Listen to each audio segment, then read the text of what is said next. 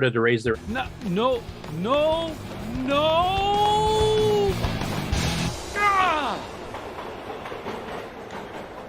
Hi, this is Dale Lear, designer of TRS-80 Color Baseball, and you're listening to CoCoTALK.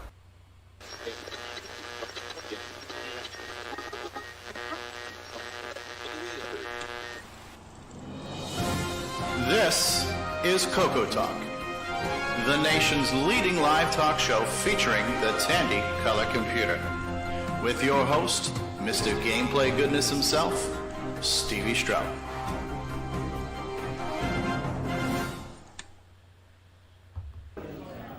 All right, good afternoon, good morning, good evening, depending on what part of the world you are in. Welcome to yet another exciting episode of CoCoTALK, when we have more guests than are even allowed by the legal limit, but we're just always pushing the edges. And somebody needs to mute their stream because I can hear it. I can hear your playback. But we have our usual panel, and we have all kinds of special guests. So we'll just say who our special guests are, and then we'll go around the room and introduce the panel. So one of our special guests today is Michael Spencer. We also have Mr. Paul Shoemaker, and then we also have Jay Searle. And all these guys are going to be talking about games. So it's going to be kind of a game-heavy, game-centric show. I'm your guest host this week, Stevie Stroh, and we'll go around the room here. We have our backup streamer and engineer, Mr. Mark Bosley. How you doing today, Mark B? Hi, pretty good. We have our resident Apple guy and chat monitor and moderator, Mr. Mark Overholzer. Hey, glad to be here. We have a guy who does our weekly GameON live session and handles the timestamps and links in our replays, Mr. Sloopy Malibu. How you doing? Doing good. Doing good. Looking forward. Looking forward's better than looking backwards, right? L. Curtis Boyle, our foreign correspondent, is here. How are you doing? And news anchor. Welcome, everyone. Terry Steege, bless your heart. Thanks for being here today, Terry. Bless your heart, Stevie. Welcome, everybody. All right. Doug Bell's with us. Hey, Doug, how you doing? MCP Wizard from Duncan, Oklahoma. How you doing today, Mark? All right. And then we have Grant Leedy. How you doing there, Mr. Grant? Mr. Coco Fest organizer, storm chaser extraordinaire. Hey, how's it going, everybody? Go Chiefs! Go Chiefs. We got the guy who makes things with toggle switches, Jason Reichard's here. Hey, and I hope David Ladd is sitting down because I have a beverage, but unfortunately I've ran out of Diet Dr. Pepper, so I have a Cherry Coke Zero today. Ooh. So I'm glad you're not upset, David. All right. From his you garage, don't know how much. Rendezvous is here. Rendezvous. Hello, everybody. Good to see you all. Y'all look good. So do you run? Or not? He's watching the wrong stream again. That's right. Rick Euland is here. Just wondering where Grant lives. The Thunder from Down Under, Nicholas Morantes is here. Good eye, Nick. Greetings, Earthlings. That's right. From a laboratory somewhere, monitored by the government, our test experiment, David Ladd is with us. How are you doing today, David? Good day, everyone, and welcome to the show.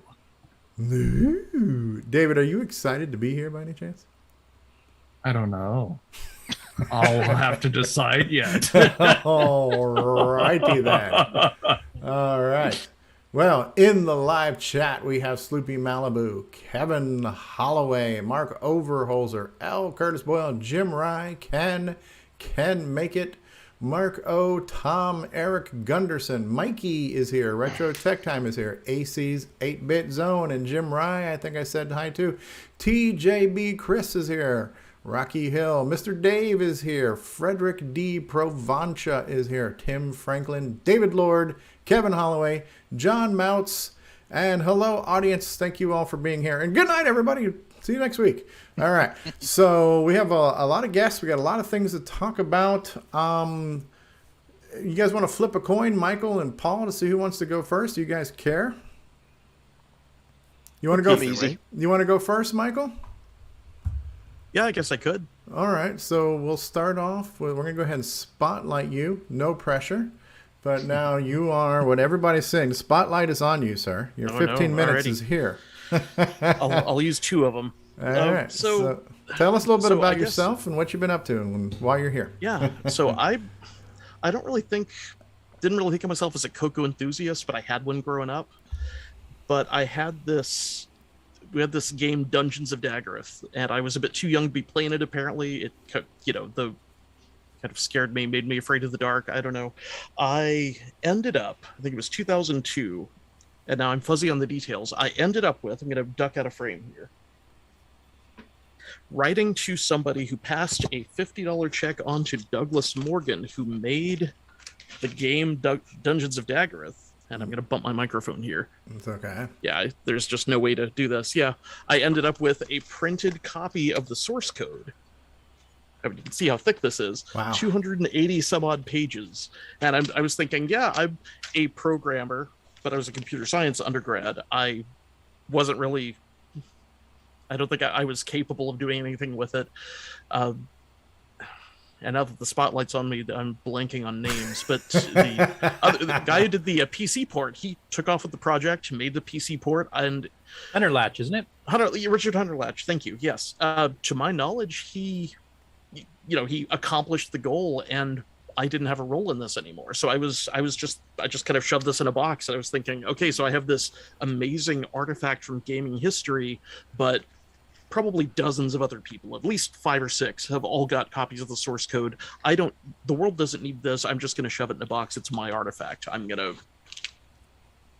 Now, was the PC port based off of this same source code? It was, yes. Okay. Was it your copy of the source code, or do you just both happen to have a copy? No, he got his own copy separately. Okay. Yeah. Now you did set up your own website though, where you actually put in some of the details of the internals and how it worked, a couple of bugs that were found, and yeah, absolutely. Although I think Hunterlatch actually maintained most of the content, but I was kind of a web host. I was doing this thing growing up where I shades of the whole. I think there was some of this in the 80s who download a BBS package, and now I'm a sysop. I can be one too. Oh, got 3 overload. Sorry. Anyway, brain. Anyway, web hosting. Web hosting. Yeah, thank you. So I kind of did, maybe as a way to be a bit more popular in chat. I think I was a bit socially awkward. I think I still am. So have hosting. Oh, this is the nice guy who hosts websites for you. Yeah. Oh, thank you. So that was just a side thing. And then the hardware died on it. That kind of fell into the past. And then here a couple of weeks ago, I bought a fancy laser printer that had an auto document feeder. And I thought, you know what? I always wanted to scan that source code. Can I find it? I found it. Let me scan it. And then I got to thinking, got to looking around. It turned out, no, this isn't well represented online. Maybe people want to see this. I should make it available. But just a big old PDF, that's interesting, but it's just a thing to look at. You can't run that. So I took about a week of spare time. I was actually doing this over my birthday on the 12th, transcribing the source code. And now we have it. I don't know how many kilobytes, but it's just a big ball of assembly. It's kilobytes instead of megabytes of images. And you can build it with LW tools and run it on a Trash 80, and it works. Yeah, so now we have 2. We have the original listing that you got from Douglas, and then we've also got William Astle has done a kind of a reverse engineered thing where he started patching and stuff too. So now we've got kind of both. Right. And the nice thing about yours is because we know what the intents were, and you can see there's a few bugs, like there's a few numbers, I think, like hitting with a shield and stuff. It doesn't function the way they intended to, but it doesn't trash the game or anything. It just doesn't work as intended. Yeah, exactly. Excuse me, you said Trash 80? Did I hear that? He said it affectionately. I did. Yeah. Right. So when you talk about the source code, you're talking about with comments and everything. Oh, yes. Right. Which is cool, because a lot of times when you just do a disassembly, you've got the assembled code, but you got no comments to know what's doing what. Right. So did you put all the comments and everything that was on the page? Wow. Yes. The comments were the whole point. Yes. So typos and everything. There's a lot of WIZZARD, and I preserved everything. Right. So there is definitely some historical significance here, because there was only one like line printer copy of this at one point. Was it a line printer or a laser printer? The original source code that they were making copies. It looked like it was some kind of dot matrix. It could have been a line printer. Yeah. So some of the original authors had a printout of the source code, and that was the only preserved copy of Dungeons of Daggorath source code. And then I remember on the website for a period of time there was, if you were willing to pay, the Kinko's fee to have this copied, I'll send you a copy. And apparently a handful, when I say handful, literally probably maybe 5 or less people in the world maybe have a copy of that source code. And then your copy then got digitally converted into an actual document that you can bring up into an assembler and assemble and run on your CoCo. Well, when you say got converted, I typed it, but yes. Yes, right. Okay. Well, it was scanned. You did an OCR and then possibly some cleanup and stuff, right? So yeah, an OCR. Oh gosh. No, OCR you had to hand type it. You had to hand type it. The hundreds of pages. Yes. Okay. That's a type of conversion. Yeah, that is a type of conversion. It's a transcode. It got transcoded from the page to the editor. Yeah. That's insane. That is absolutely insane. Yeah, from what my trying to do OCR on dot matrix printouts has not been too successful. I assume that's what you hit against, right? Yeah, exactly. It was mostly successful on fields of literally zeros and ones, and the little leading percent would sometimes become a Z or what are the common ones? Anyway, yeah, it doesn't matter. So OCR was just a no-go. So OCR, I could copy and paste literally strings of zeros and ones, but most things I'd copy and paste and have to edit, and it was just easier to just type. So to be clear, I have no connection to the original game. I'm just kind of a hayseed who paid for a copy and then did this vaguely technical chore. But the real impressive feats go to the people who reverse engineered and commented from just the source code. Right, like William Astle, what he did. Exactly. And then hopefully the original source code with the original comments is going to help him in some degree if there was anything he had not already figured out. Hopefully there'll be a couple other little pearls of wisdom in there somewhere that he can look at and say, oh, yeah, that's cool. Watching the comments there, it sounds like there was a few hints in the code about some stuff that had been planned but didn't make it to the final thing too, right? It feels, that's kind of a digital archaeology kind of thing, because I really got the impression that they had, it was 95% engine, and then it's like, oh, well, it's impossible for this to go to market if it's even a little bit over 8 kilobytes. Oh crap. Okay, so we have to right size the monster list, right size the levels. Like, there wasn't much room for one more of any of those things, but I think they found just the right balance. But with just a little bit more data, this could have been, I don't know if anyone wants a game that's 4 times the length. This could have been a game with 4 times the length with new content at every level. Wow. That would have been interesting. Yeah, because I remember Douglas Morgan at one point when somebody had interviewed him online, might have been even you, I can't remember. But he had talked about the fact that the original game, when they first presented it to Tandy or first approached Tandy about it, was actually bigger, and then they got told no 8K ROM limit because it gets too expensive to go past that. Mm-hmm. And so they had to cut it down, which happened a few games downline that happened to too. Now, did you ever get in personal contact with Douglas? Did you ever talk to him? No, or even by email or anything? I'd love to, but I think Hunterlatch told me I think he's on LinkedIn, but I'm not. I'm not great on social media, so I don't know. I'll see if I can reach out. Yeah, because if you do, I'd love to have him on the show. He'd be a great person to talk to, even if you can gather the old gang together, because there was a few people involved with that project, not just Douglas. Yeah, that's pretty significant. And then are you the one who compiled the demo too, the CoCoTALK demo? Yes, I did. That's cool. I have that set up as a bumper to run. So. I'd love to see that. Well, oh man, you mean I got to sit through the bumper here and not have my bathroom break because I got to see this? Well, actually, let's just do it right now, real quick. I'll show it off again later on, but here we go. So Micheal took the source code and compiled out a little CoCoTALK specific Dungeons of Daggorath little bumper thing here. So here you go, everybody. The world premiere.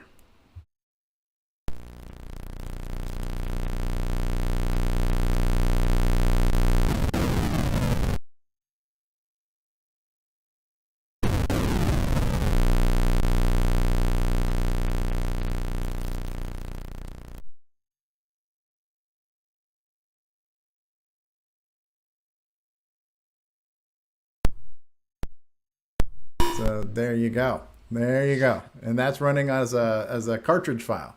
That got compiled down to a CCC that we booted up in MAME, and boom, it was cool. Thanks so if for you really doing wanted that. to, you could replace the ROM on the actual cartridge and boot your CoCo up that way. Yeah.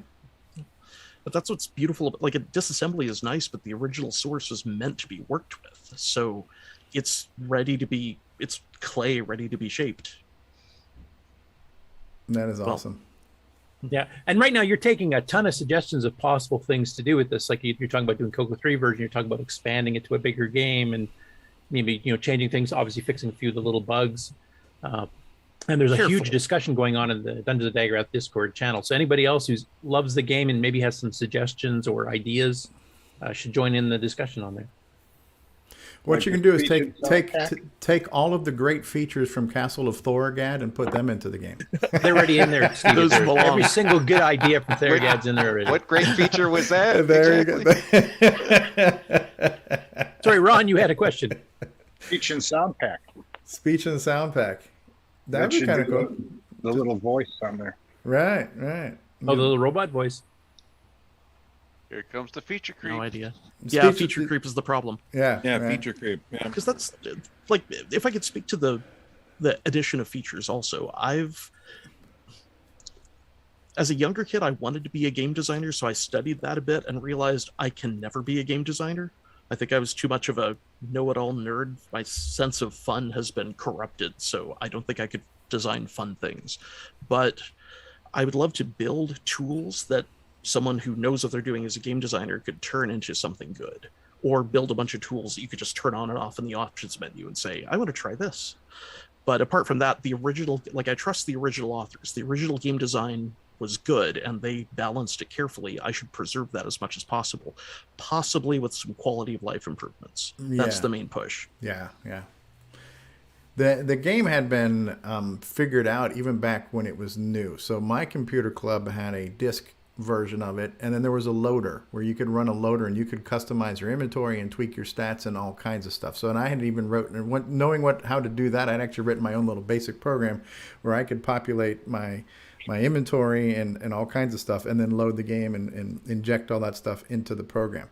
So some of this stuff had been figured out even when the game was a current title.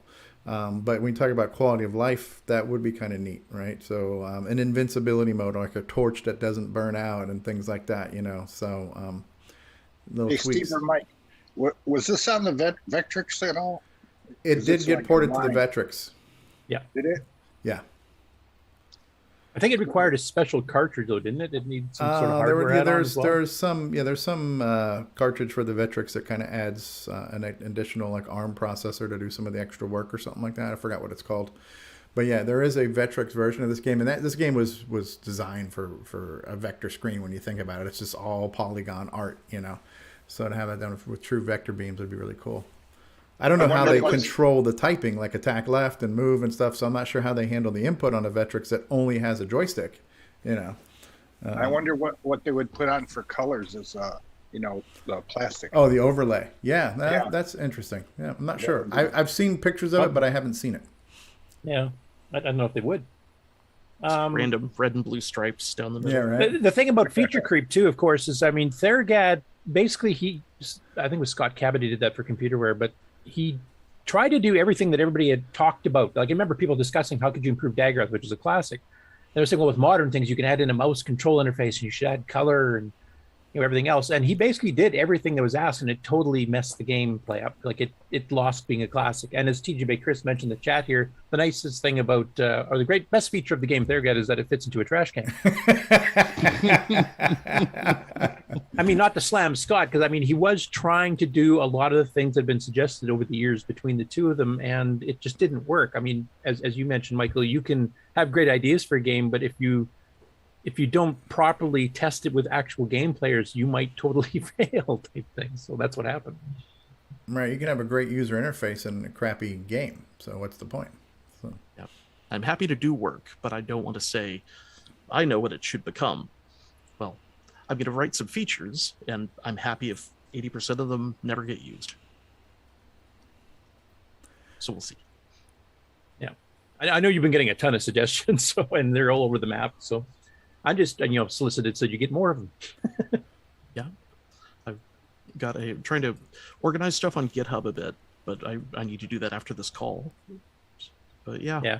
Now, have you and William talked about maybe collaborating, since he did the disassembly and did do some patches? We had patches like Dagger patch Burke and Burke did way back in the 80s here, so you could save on disk, etc. But have you guys talked about anything? We talked about that. I don't want to speak for him, but I think there's some talk of him being kind of a technical advisor, like a senior enterprise architect type. So he won't be doing the work, but he'll be available as a consultant. Yes, code review and avoiding tech debt and keeping me from making horrible mistakes.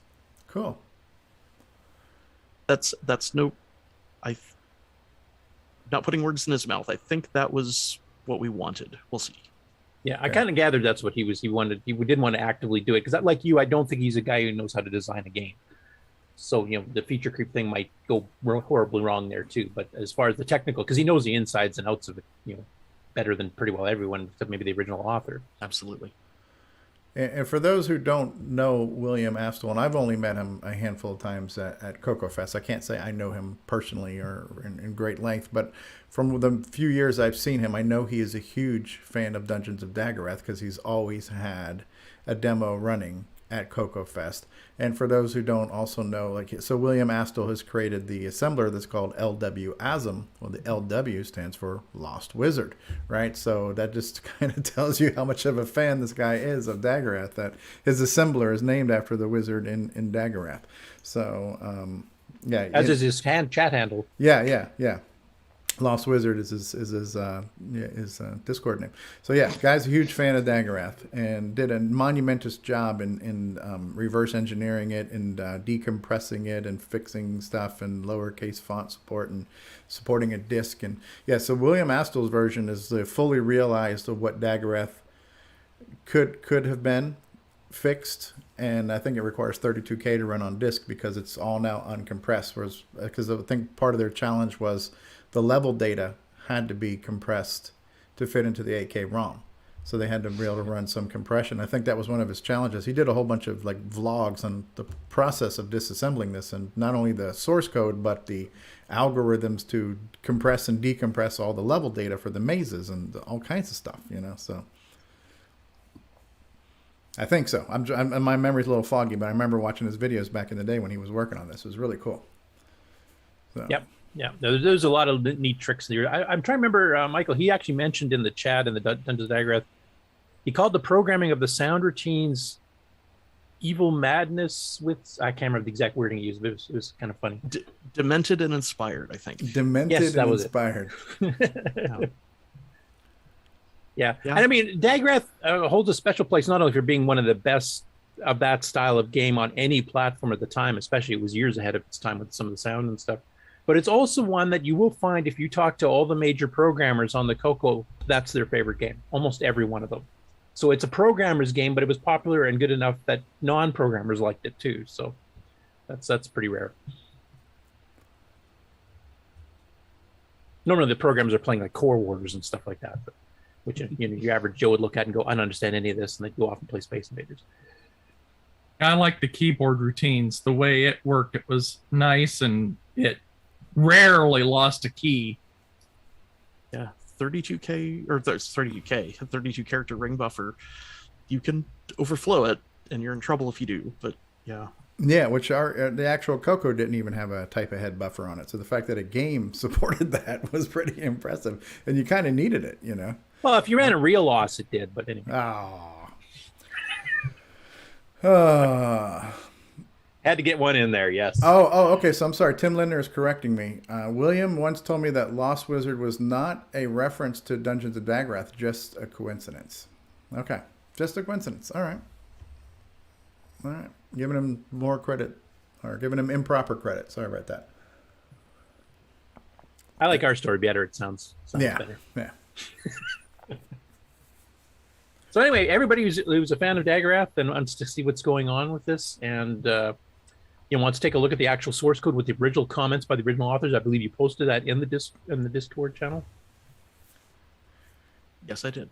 And it's a whole bunch of little files that it gets linked together. I think the first main file is actually just a bunch of includes, basically. Exactly. It's comments and a big legal disclaimer, which I trust they're no longer going to enforce. Yeah. Sorry, that's an aside. Never mind. Yeah. Just comments and a bunch of includes. So Daggorath.asm is the jumping off point, and each include has a little comment for what that file is. You can go look at the part that you care about. Yep. Any curse words in there or anything? No. Only interesting comment wasn't even that unprofessional. It was, I think, the start of consuming player input. The 3 comments were like apostrophe what? Youngry, mungry, seat. And that's not even that funny. I don't know. Cool. Well, that is cool. I mean, Daggorath is a classic. It is one of the most impressive games on the CoCo, and it's truly a one of a kind. There has never really been anything like that since.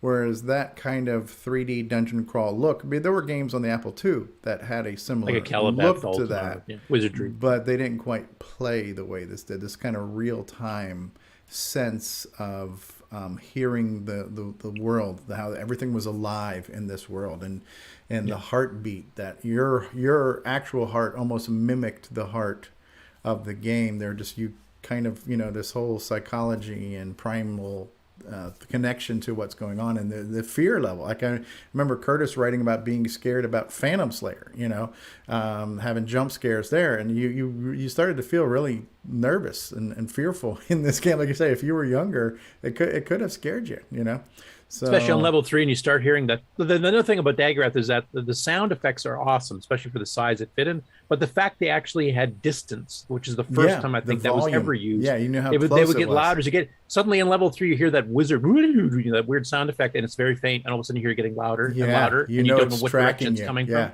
Yeah, you know that the darn thing's tracking you down. Yeah, there's so many unique things about that, and just a damn good game on top of that. It's just and it was my typing tutor, honestly. Yeah. And I didn't realize till later on, because I was right-handed when I played the game as a kid. A space R is what we did.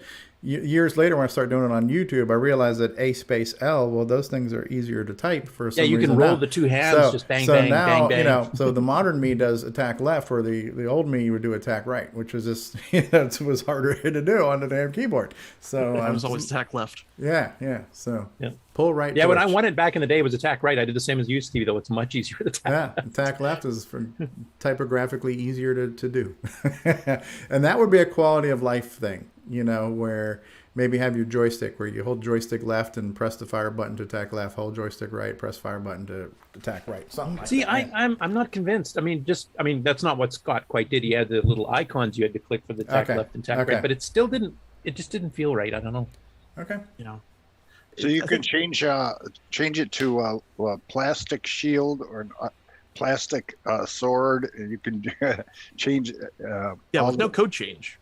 Because the 5-bit packed text. I wrote a little C# app because I'm a C# developer with my J job, so that's assembly is terrible for me. I'm a C# guy, but so I can easily swap out text. Give me 2 minutes. Hold my beer. That's cool. Very, very cool. Anybody have any questions for Michael? Anything else, Mike, you want to say about any of that stuff?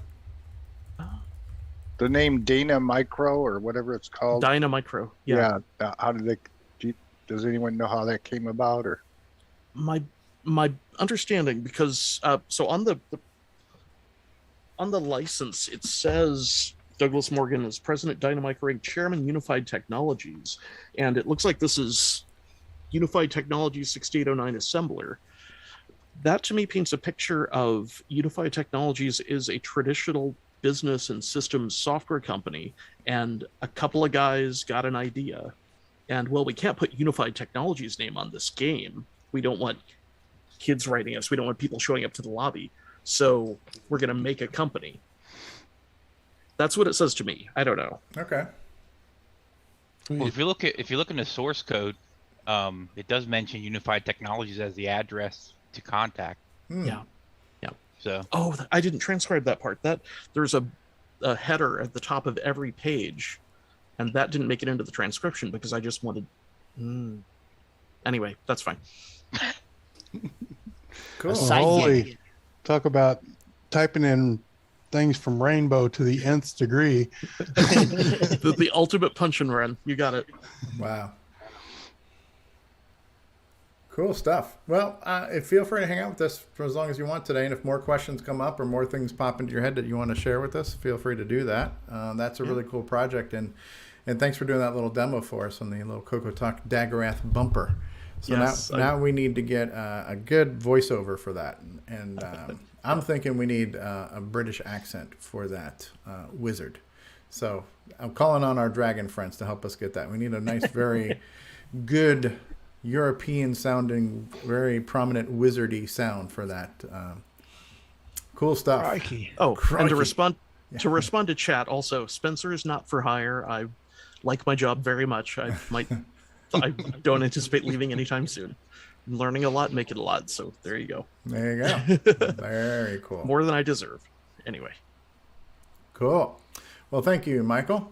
And Paul Shoemaker, how you Yes. doing? How you doing? I am doing good. How are you guys doing? We're doing all right. We're doing all right there, Paulie. So, it's just kind of a theme here today. And in general, we've been having a lot of kind of casino-style stuff on the show lately with the Thayer brothers and the Leany brothers. The Leany brothers. So, in Poker Squares, we've been talking about this. You got a version. You have an MC10 version by any chance? It's funny you should say that. I'm sure Jim Gerrie's ported it by now, but of course, he has a version that uses the low res graphics. But I have contemplated a high res graphics version. I would highly recommend that new engine that we'll be mentioning in the news actually, because he's got a bunch of huge updates for that you might want to use for that by. I know what you're referring to. I can't remember. Robert Sieg. Yeah, Robert Sieg has been doing some stuff with sprites and fonts and all kinds of stuff on MC10. And MC10 can do P Mode 1 out of the box. I don't know if you've got P Mode 1 capability or not, but well, it's the same res. 128 by 96 is what you're using, right? Right. It's perfect. And so basically, your Dragon version graphically would work. Yes, it would. But of course, I have to write it for the. What is the 6803 processor? 6803. 6803, right? Which is well, the way Robert's engine works, so you could could set up your tiles, and that coding's done. You just tell it to print, and it just blasts out a 32 by 32 sprite. He's got certain fixed sizes you got to use, so that might be an issue. But he's already got ML routines for drawing all that stuff, and the actual text card too. I do. Oh, well, he does. So cool. Yeah. I'll check it out. I don't know, but it's funny you should say that, Steve, because that was kind of something that I had in mind. Because who doesn't want a 6th version of Poker Squares? I've only written 5. Surely people want a 6th and maybe a 7th. Hold my beer. I'm just waiting for the MM1 and the System 5. Yeah, why have 5 when you can have 6? Exactly. And that's sort of what I wanted to do today, was to come on and talk a little bit about the evolution of the game. I legitimately released the 5th version of the game recently over the course of 2 years, and maybe highlight some additional features that I've added along the way. Clearly, I know people don't want 5 versions of the same game, and I use the game as much as anything as a platform for me to learn how to do stuff and to figure out how to add this feature or that feature. And it for me, it's just a fun bit of hobby, and maybe one day I'll write a different game. I don't know yet, but we'll see. So I wanted to highlight a little bit about some of the features that have evolved over the course of one release to the next, and then maybe point out some subtleties that I might be the only person who noticed, but that I was proud of when I did the development of it. So let me, if I can, share at any time. Just don't forget to check the sound box if you want sound to come through. No, I'm just going to share kind of a side-by-side comparison of 4 of the 5 versions of the game that I've written over the last couple of years, and then I'll do a little bit of compare and contrast, and of course, feel free to ask questions along the way. So the very first version I did is this one on the left-hand side, which is for the CoCo 3, of course, and it uses the 320 by 225 resolution, which I needed in order for the cards to all fit. This, of course, uses 16 colors, and it was in coding this that I came across, Nick Marientis, your Basic 225 article, and used a lot of that innovation to get this to work, because all of these are a mix of Basic, the fundamental code that the game runs is all written in Basic, but all of the graphics are handled, and most recently all the sound is handled in assembly language. So this first version I did back in July of 2020. And then in April of 2021, I released the second version here, this column, which is, of course, a CoCo 1 and 2 version using P Mode 4 artifact colors, 256 by 192. And Simon helped me work out some bugs that I was having with the title screen, as a matter of fact. And then actually between these two versions here, if you can see my cursor, was the CoCo VGA version that I wrote in May of 2021. And it looks pretty much like this last column here, like the CoCo 3 version. Same resolution, 128 by 96, taking advantage of that very special and unique CoCo VGA feature, if you will. And then what I started out as the intent to write the Dragon Edition, Curtis, is what turned out to be this standard edition, mostly because I couldn't figure out how to convert it over to Dragon. I haven't figured that out yet. I discovered, I know nothing about the Dragon, you know, the Dragon 32 or the Dragon 64, and I discovered that even though they're very similar machines, you can't just take a disk out of one and pop it into the other one. No, the disk systems are totally different. Totally different. Right. So yeah, Karen's got a utility that actually does the conversion, so just contact him and he'll help you. Okay, so I need to reach out to some experts to figure out how to actually do the conversion. So it started anyway as the Dragon Edition, and it ended up as this standard edition using P Mode 1, 128 by 96 in 4 colors. And really what I enjoyed about writing this one was trying to figure out how to take a game and a graphic style that was designed with 16 colors in mind, like you see here on the CoCo 3, and converting it into something that looked reasonably good in our favorite 4 colors that the CoCo has. And then this is the version here at the very end that I released most recently, that is basically the CoCo 3 version of the CoCo VGA one that I had done about a year ago, 128 by 96 and 16 colors. And I in kind of going from one version to the other, I learned a bunch of stuff, taught myself how to do a bunch of things, and got a lot of help from a lot of very talented programmers out there, and figured out how to kind of do things a little bit differently.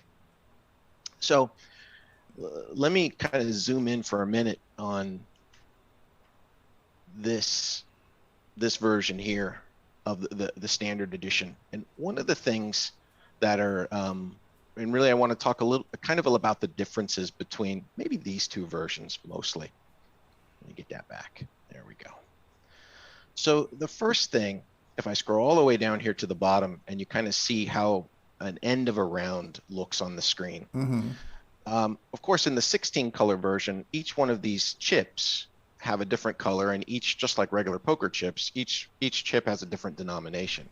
Well, when I was working on the 4 color version, I didn't have that kind of an option, but you can see that there's still different colored chips. There's blue chips and there's red chips. And the only reason there's different colors is because I needed to make sure that a red chip placed on a red card didn't just meld in with the suit color. So all that this is doing, and actually the X does the same thing.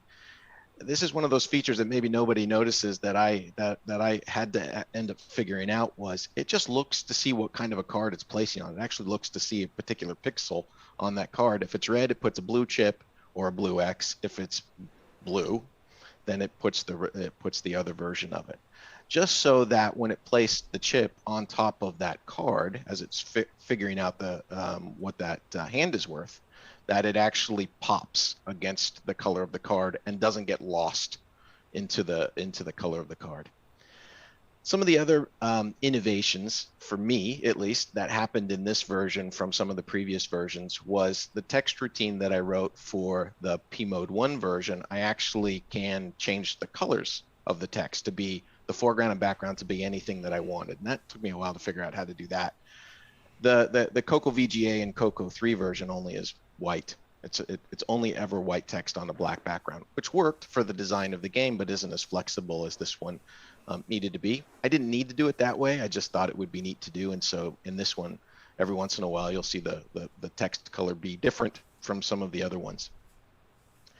The most interesting for me innovation when I coded these last two versions that use Michael Myers' just wonderful graphics in terms of the king here. And if I scroll back up to the top, these card graphics are part of are from Michael Myers. He does those 8-bit card decks, and they're just gorgeous. And so he had actually released the sprite sheet, if you will, to the public domain. And the only stipulation is, free to use. You just can't sell it. So I don't intend to make any money, and that's why I release all of these for free. And you can't make T-shirts or any of the rest of that stuff with his assets on it. But I can use it in all of these games, so that I have been doing that. But the biggest innovation here, when I decided I wanted to use kind of the look and feel from his cards into this in the last three versions, but most recently was adding the multi-voice music. And so these two versions are actually using Rick's music, multi-voice music routine that he was kind enough to share on his website. So I downloaded. Rick Adams, right? Rick Adams, yes. Copied that and figured out how it worked well enough to be able to transcode a couple of tunes. And the way that I transcoded the tunes was, and so the theme music or the title screen music for these versions here, these last two, it's a song called A Simple Trifle, which was a MIDI file that I found on opengameart.org, which is a bunch of free assets that any game developer or any person is able to download and use freely. So I got the MIDI file from that. I used a program called OpenMPS, I can't remember exactly what it's called, I'm blanking on it right now, which basically takes a MIDI file and shows you the different tracks within it and the different notes values for those tracks. And then I basically just hand coded it into a data set that works on Rick's music player. And although Rick's music player supports 5 voices, Simple Trifle, the title screen song, only uses 2. As you play the game, every once in a while, you hear a tune that tells you that you can flip one of these 5 face down cards. That tune is actually the Yellow Rose of Texas, which I did the same way. I found a MIDI file that didn't have, many MIDI files have like 24 different voices. I found one that was simple enough that I could pare it down to 4 voices and did the same thing. Kind of hand coded what the data would need to be for all 4 of those voices to get some multi-voice music happening while you're playing the game as well. And then the only other innovation that I did really that started with this CoCo 1 version or the standard edition was I added a card sound to the routine that actually displays the card. And that was the hardest part. Like doing musical notes is fairly straightforward once you figure out all the different frequency tables and everything like that. But doing like a sound effect, I found I still haven't figured out what to do. I just started messing around one afternoon trying to get us, just like a sound. Right. And I didn't get that, but I got something that sort of to me sounded like it was kind of in that neighborhood. And so it will play a sound when it plays a card on the screen and when it pops a card onto the screen, as it were. So that was sort of, for me, kind of the journey of learning and development and coding things and being able to do some things that I hadn't figured out how to do up to that point. I do just want to point out, if I can take everybody's time here for just a little bit. No, take your time, dude. I was going to ask you, can you share sound and let us hear some of these song tracks and stuff, or is that too much work? I can do that. I'd like to hear the voice music, and I'd even like to hear the card sound. Okay. And I want to download this disc because you got me wanting to play the game. Yeah. I second the card sound. I want to hear that too. And I don't know if I had said this on the air, but one of the comments I was making to Paul, because we've had some casino stuff on lately, and I think this group of us retro enthusiasts, we're really bad enablers, because we're already encouraging ourselves to buy a bunch of stuff we don't really need, and now we're also encouraging people to get into gambling too. So we're just add more sins and vices to the list of what you get here on CoCoTALK. So well, and in Discard, evidently people started drinking gin and tonic last night. I mean, everybody was going off the rails. Just a bunch of crazies. Yeah. I have one quick question for you, Paul. I know when you did the preliminary releases of the screenshots of the Dragon version, you actually had the Dragon logo on the bottom for the Dragon. Are you still going to include that? Because that was really cool too. Yeah, in fact, I'll show you guys kind of. To develop the graphics, I basically created an Excel spreadsheet that allows me, that it actually automatically figures out the various data statements that the assembly routine will use. And so I know it's really hard to see this, but I can literally just draw whatever I want. Right. Yeah, and it translates it real time for me. So it was quite simple for, once I got this tool created, then it was easy for me to design different title screens to kind of get me going on what on developing the actual version of that. So I had a Dragon Edition title screen, and then I modified it here to the standard edition. And then Stevie, you were asking about an MC10, so I've already modeled an MC10 version, right? For whenever that happens. So yeah, it's because Stevie's an enabler. I am. Listen, if you could start shooting heroin as you work on this stuff too, that'd be great. You got it. Not actual advice. So I remember when I was mentioning before in the very first version of this that I was using the 320 by 225. Well, yeah. and I told you guys that this is a mix of basic and assembly language. Well, when I decided I was going to take the CoCo VGA version and turn it into a CoCo 3 version, my initial thought was, oh, that'll be easy because it's 16 colors. CoCo 3 does that in its sleep. It should be really easy to do. It turned out to be a little bit more difficult than that, because in order to mix basic and assembly language, I had to trick, in much the same way that Nick figured out with his basic 225, I had to trick the CoCo into using a 128 by 96 high resolution mode. Of course, the CoCo 3, built into basic, there's only those 4 high resolution modes. It's either 320 by 192 and 4 or 16 colors, or it's like 640 by 192 and 2 or 4. 2 or 4 colors. But the gimme, and I may have gotten this wrong, but when you program the gimme directly, I think it'll do like 396 different combinations of vertical, horizontal, and color depths. Hopefully that doesn't sound crazy, but I tried to do the math this morning to figure it out, and there's just massive amounts of flexibility there. Now, there's a ton of those that are just goofy resolutions that you wouldn't, like 25 by 32 or something, right? You wouldn't use that. But there's quite a lot of flexibility there, even though it's not built into basic. So what I had to do was figure out how to patch basic to convert the HScreen2 command to actually enable a 128 by 96 color mode, and then how to change the various graphics commands, HDraw, HLine, things like that, to be able to work in that resolution as well. And so I thought about Nick's basic 225. I should have gone back and looked at his website, because it would have given me some clues of where to go look.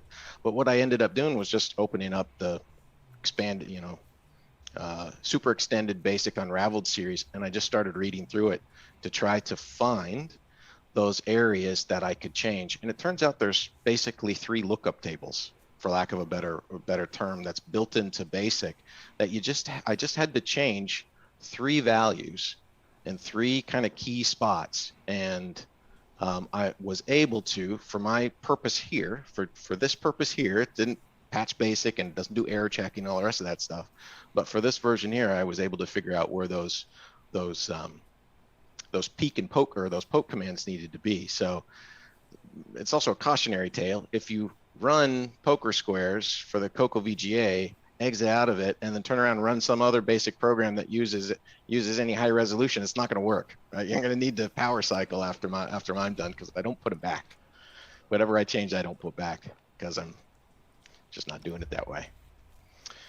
And the last feature that I added here was the ability for the game to save the player's score, so that in between rounds it will remember how much money you've won or lost, as the case may be, and it'll retain that as you go. That was, in fact, the most requested new feature from the entire Poker Squares fan base, which is to say Missy asked me to add it. I was going to just mention that. Yeah, I was just talking to her about it, and I said that she's going to be mentioned on the show, and she was like, "Me? Why me? What'd I do?" She's a part of feature innovation. That is awesome. She's your personal feature creep, is what she is. That's right. That's exactly right. So, I mean, when you think about it, it's kind of like this is your high score, right? And don't you hate it when you have like a ROM cartridge and you do really good and you get a really good score, but the next time you play it, you start at 0 again, you know? So being able to keep that tally of how much money you've earned is a nice feature.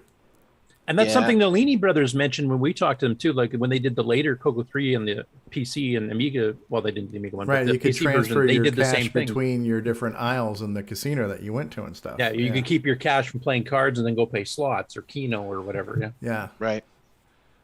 Yeah, that is. Well, let me see if I can load up. If you're going to share, make sure you click on the box that says share sound too. Right. Share computer sound. Yeah, I want to hear the It music. does not default. Is it on by default? No, Nope. share sound is not on by default. Okay. There we go. VCC. I don't know how loud this is going to end up being. You down with VCC? Yeah, you know me. All right. This should be the CoCo 3 version here. And let's not forget to plug where we can get. Do anything? Yeah. Yep, we're hearing it.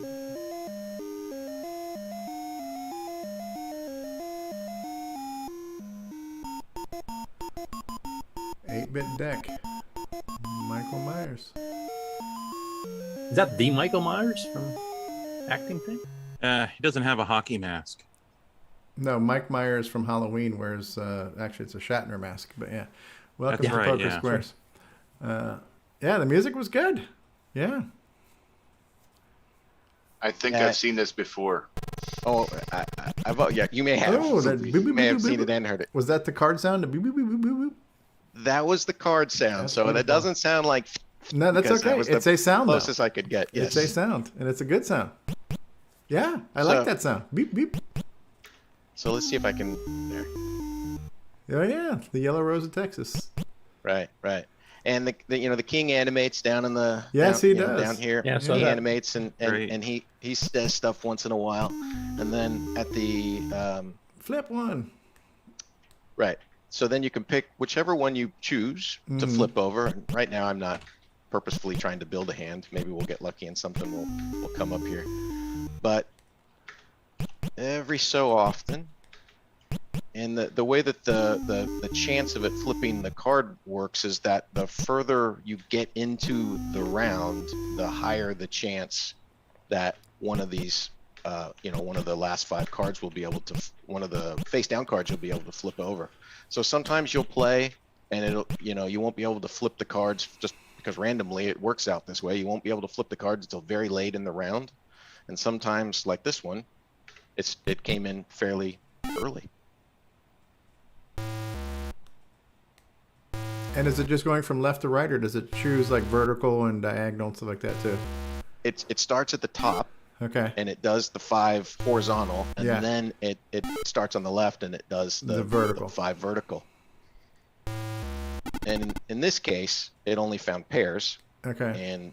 And so then it adds it all up, and the king tells you your score, and he gives you a comment on Hey, how Dallas. he thought you did. Not then too good. and then he'll just wait. And every once in a while, he'll shake his sword around just to let you know that he's still waiting for you. That's very kind of Leisure Suit Larry style animation there. You know, like very Sierra looking. Yeah. Yeah. The pixel art, I guess. Yeah. It really evokes that, which is something that when I decided to kind of change the look and feel from the first two, to add a little bit more of that pixel art and to bring in the king character and that he shakes his sword at you and everything like that. It really kind of changed. I thought I'll add that as something, you know, fun and engaging and things like that. Hopefully. At least I thought it was.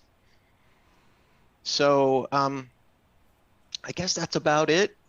I do have one question. When you were showing the screenshots of the various versions there, I noticed the king switched his sword from the right to the left between the versions. What's up with that? Yeah, no particular reason why. It's I just thought as if I'm gonna go to all the trouble of making another version, maybe I'll change it. So if you look at the title screens, like the cards, actually the queen turned out to be the same, but the king's different on the title screen, and I decided between the last two versions to change the king as well. So not only is his sword switched hands, his outfit's a little different too. His outfit's a little different too. Yeah. And these are based off of, you know, Michael Myers when he did the 8-bit cards. Each of the king, queen, and jacks are different from one another. For the different so suits. I just picked the different king and featured him as the guy down at the bottom. Neat. Now the original CoCo 3 version, was that also Mike Myers artwork too? It was, yes. Well, the answer is yes, except the cards are a little bit smaller. So I wasn't able to use his unmodified design because I couldn't fit them on the screen because they were just too tall. Even with 225, I couldn't fit it. So I ended up making the card a little smaller, which is why two things. So like I had to compress the face card graphics. So like they don't actually have eyes. The face cards don't have eyes because I had to make them too small that the eyes didn't work any longer. But it was the only way that I could make it fit. And in that version, all of the face cards, they all have the same graphics. Doesn't matter if it's a heart or a spade, they all have the same graphics, just the suit changes. I have since coded a version of the full deck with the full graphics unchanged that will work, you know, that I can place on a 16 color screen in CoCo 3 Basic, and that's going to form the foundation of what I think is probably going to be a solitaire game. I'll probably do a CoCo 3 solitaire game using Michael Myers' full, you know, beautiful card deck and graphics. And in fact, yesterday I started working on trying to figure out, one of the things I want the cards to do is animate. So like on this one, you saw it, they just pop up. Right. So for the solitaire game, I'm hoping, I got to figure out how to do this. I'm hoping to be able to move the cards across the screen, you know, as they slide from the deck to where you place them, and then have them actually flip over. So figuring out how to slide across and then flip. Slide over and then flip over. Neat. So figuring out how to render like the 45, and then back, you know. So, and let's not forget the all-important bouncing of the cards when you win the hand. Like yes, yeah. So they can bounce around and do all that crazy stuff. Yeah, so that's an important feature. I have to figure out how to do all of that stuff, but that's next. Neat. Also, we had a question from Michael on the call here too. He said, for people that aren't on Facebook, have you uploaded those to the archive? I think your older ones are on there, but I'm not sure if the newest one's on the archive yet. The one that we were just looking at is not on the archive yet, because the other thing that I'm working on, and I posted a couple of things on Facebook, is I want to at least put the standard and the CoCo 3 version, and maybe also the CoCo VGA version, onto a single disc with I had done like a low res kind of title screen, splash screen with a menu on it that you could choose. Do you want to run the CoCo 1 version or the CoCo 3 version or the CoCo VGA version? And I ran into a problem. Like, I have it done, except for some reason off of the menu it won't launch the CoCo 3 version right, or one of them doesn't launch right. So the whole thing crashes. So I haven't figured that out yet. But when I do, then I'll release a disc for a disc image that actually has those 3, at least maybe 2. If I can't figure out that one, I think it's the CoCo VGA version that doesn't launch right for some reason. Then I might just have have it do both of those, the standard and the CoCo 3 version. I don't know. And then 60's asking about the Dragon version. Right, but the Dragon version would have to be a different disc. Dragon version is going to have to be a standalone version where I'm really just hoping if there's any Dragon people out there listening, that if they would just be willing for me to give you my version of it with the Dragon screen on it on a CoCo disc, and then you figure out how to make it a Dragon version. That would be. There you go, 60. You're on. Yeah, somebody do that for me, because I took a shot at it a couple weekends ago and I just couldn't even get started. Cool stuff. It's been an interesting journey watching you make all this and all these different versions, and a lot of creative sparks going on there. Thanks for showing us some of the little minor nuances of the different versions and stuff. It's kind of cool. Things you might not have caught up on. Well, I appreciate you letting me come on and talk about it, because I mean, really enjoy writing them. We and planned sharing it with this. I everybody. mean, we planned this out extensively. So, Well, we didn't suggest coming on last week, but then you ended up you couldn't make it on. So Wait, we planned something? I think I'm the only guy on the show that does any planning. But yeah. Okay. No, that's really cool. Now, just out of curiosity, your dungeon crawl. Is there ever going to be a re-release of that with sanctioned artwork, or is that just in the rear view And you've mirror got right several now? volunteers already that have mentioned they will do new artwork for you.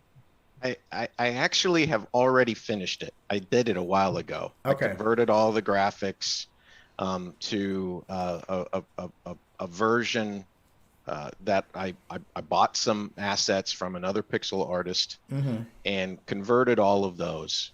So I actually had already done it. I just decided that ship had sailed. Okay.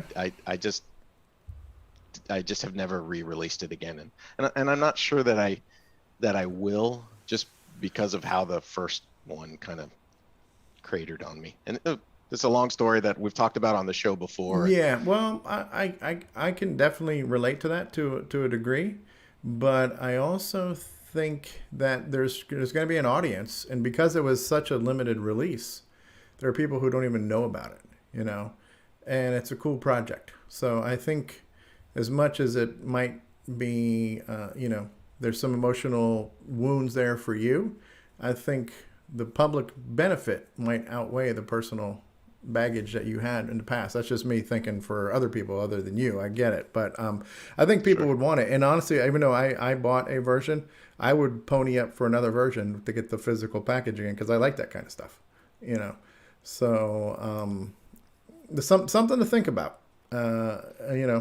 So I think there would be a demand for it, especially for some collectors who want to have the original. Is that the original, or is that the new? This is the original, but I had, they still sit here, and that was like 3 years ago. They still sit here right next to me, just taunting me every day. Yeah. And so for those who don't know, I mean, you could buy floppy versions of this, and there was a manual, and there was a little card that showed you what the different the gem things were, or whatever it was. I forgot. It's been so long since I looked at it. But yeah, there it is. So Marco's holding up his. So it was really neat, and I could tell everybody's just showing off. Ooh, look what I got! So yeah, but it's cool. I love it when there's physical things being made, especially like a package like this on floppy or something like that. It's really cool. Hey, Paul, by re-releasing that with new artwork, it's not going to diminish the value of the original version that I have. So please do it. Right. And so, and the collectors who want to have the, verboten art. Yeah. Well, the original's only guaranteed to go up in value. Yeah, That's exactly right. That's right. Exactly. So get that Paul, released. Paul, this is still one of my favorites. You put a note in mind for me, and it says I got the first one ever sold. I still love this thing. Well, that puts a big smile on my face. Thank you for saying that. And the other thing too, Paul, is that the CoCo community has expanded a lot the last few years. We've had a lot of new blood coming in. Yeah. And there's quite a few people that do like dungeon crawls, but find like the Ultima style games like it's a bit too complicated to get into. And yours was much easier to get into that start. So I think you would find a big audience now with the newer people that have never seen the original. You didn't even know it existed. Well, if I were to release it, I think I would release it as a freeware version. In fact, the version that I mocked up actually says freeware on the bottom, which it's not feature restricted or anything. It just has the new graphics. I would release it as a freeware version, and that was actually one of the things that I hesitated on, because it did sell, 60 copies of the game, and I would hate for people to be like, I bought it, now the dude's giving it away. So all of that plus, okay, I see what you're saying. Yeah. I had also thought I would want to reconnect with the pixel artist whose work was the foundation of the original one, or was included in some of the original one. To be honest, some of that was her stuff. A lot of it was my stuff. Some of it came from other places. But I also thought, well, I'd sort of like to, connect with her again and say, hey, I plan to do this. Do you have any heartburn over it? And at least get her to, kind of say, okay, or whatever. Get a blessing from her. And then I thought, I don't even really want to do that. Like, I don't want to go down that road again. And those have been my hesitations. Yeah. I mean, your first point there about, people that paid for it, then it gets released for free. That happens all the time. I mean, look at just Nick Marentes. All of his old stuff is for free now. I mean, that's just the way things go. After a certain point of time, the product's not new enough anymore that people are going to go and buy it. And you either lock it down so that nobody ever sees it again or has to pirate it, or you just, 10 years after the fact, you just release it. Good point. That's just common. That's in every platform all across the industry.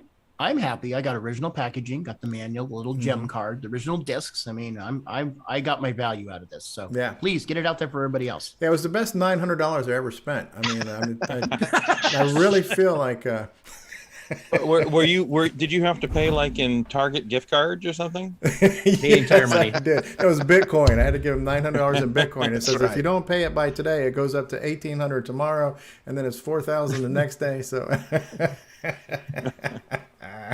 Hey, I say release it. I mean, it all depends on how. I understand you have your feelings about it, but if you're not using the artwork that you used originally, and you're using all new artwork that doesn't belong to that person, then I wouldn't see any reason to contact that person, because you're not using those assets anymore. You took them out. Yeah. And you already. And it sounds like I remember the previous show. It sounds like you'd already settled up with that and seemed like it was an amicable depart. So if you're not using their artwork, I don't see what.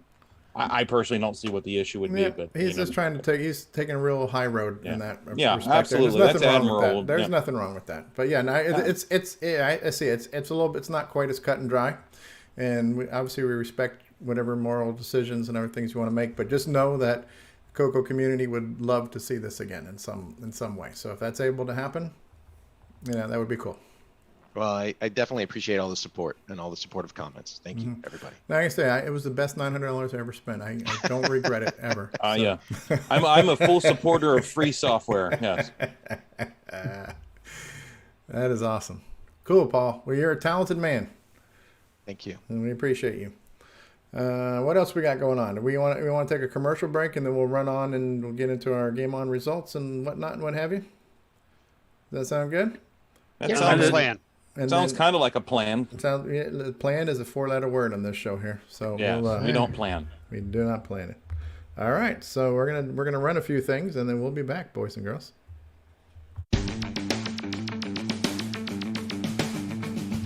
Hi, Retro Tech Heads. Data Soup here. You're watching CoCoTALK, the world's leading live talk show featuring the Tandy color computer, and proudly Patreon sponsored by RetroTechTime.com.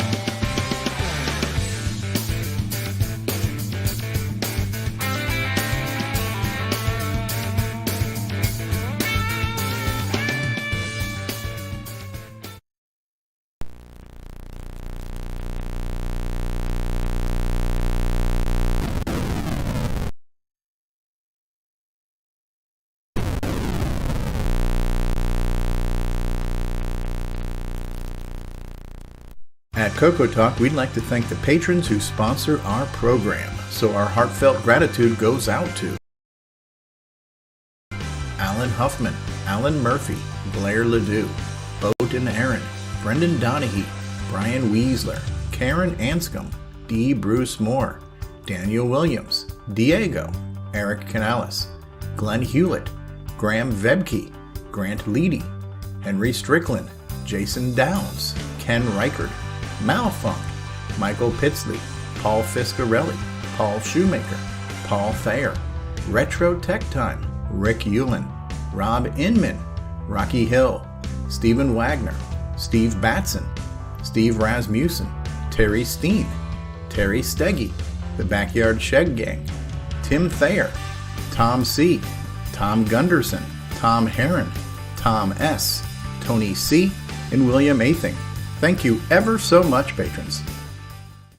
It's time for everyone's favorite segment, Who's New to Discord This Week? Hotshot Programmer. Hi, I'm Charles. I have a CoCo 2 and 3, and just recently got a Dragon 32 and picked up a Super Sprite FM Plus card in my quest to acquire and program as many TMS9918 based system as I can. I am looking to set up the CoCo SDC for the Dragon 32 to test my demo program under the Super Sprite FM Plus card. Michael S. Jr. Hello all. I'm Michael, a middle-aged professional C# developer, and I definitely owe my career path to my CoCo, and mild autism and general lack of social skills growing up, but who's counting? Retro interests lately have included exploring nearly anything that runs on a Mr. FPGA, though recently I decided to start doing something with my Dungeons of Daggorath printed source code copy I got nearly 2 decades ago. Dow.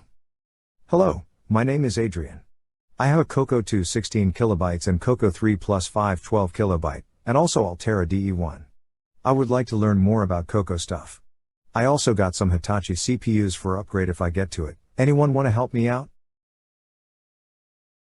Jerry B. Hi. I got my first CoCo 1 in 1982, and several more CoCos after that along with a Model 100 I used all through high school. I still have my original 128K CoCo 3 from 1986 with a recent Cloud 9 512K upgrade, MPI, 2 original 5.25 drives, and CM8 all working well. I have a recently acquired 64K CoCo 1 with another MPI and a pair of old 5.25 drives from my BBS computer in the 80s and CC or 81. I have a Cloud 9 mini flash with CoCo 1 and CoCo 3 HDB DOS to make it easier to use DriveWire on a dedicated laptop. Coldest numbers. I'm Coldust. I am interested in a lot of old computer systems. The CoCo line is among them, the Commodore line, Jupiter Ace, InterLisp and Symbolics Lisp machines are others. I end up emulating them to either learn from them or play old games. The previous bios were edited for time's sake. Thanks to Melly, Voidstar Tech, Paul Fiscarelli, Terry Steege, and the CoCoTALK patrons for boosting the server. Please consider joining Discord and visiting the welcome section to read these bios in full and see what the community has to offer. At discord.cocotalk.live. All right, we are back, boys and girls. We are back with the world's leading live talk show featuring the Tandy Color computer, a panel of experts and other folks. And Yes. We're now moving on to the next segment of our show, which is the GameON results and other cool things. And I believe what I have done is I've selected from a large, vast array a classic CoCo Thought, because I don't think we had a new CoCo Thought specific to this week's game. So I pulled a CoCo Thoughts one to run for you guys. So let's see what this is all about right now. Let's see what CoCo Thoughts was up to, and then let's check out the results. And now, CoCo Thoughts by Samuel Gimes. A public service announcement. Nitrous 9, not suitable for inhalation. Woohoo!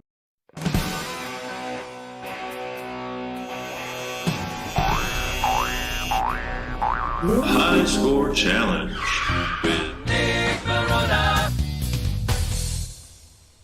Welcome everyone to the results of this week's CoCoTALK GameON Challenge. This week we played the Touchstone. I didn't realize we had the budget for Stephen Hawkins to do the voiceover on this one. We had Mr. Dave 6309 with 6,980. OG Stevie Stro 16,680. Rich N 18,620. Canadian Retro Things 18,640. Mr. CoCo Davis Discord under the user weather. 21,460. Brian Walsh 35,500. Jim Gerrie 46,780. Paul Shoemaker 47,080. L. Curtis Boyle 50,380. David Croker 70,300. Nick Marant 83,360. Tesman 85,140. Buck Owens 95,760. And the number one score this week was Eric Coman with 127,580. Congratulations to everyone that participated. We will see you next week. I think that's the same person who called me about my car warranty expiring. Eric O'Mont just took it away. Just ran home with that. Very cool stuff. And this is one of the rare times Nick Marentes has participated in the GameON challenge. Now, I don't know if... so how much did you pay him?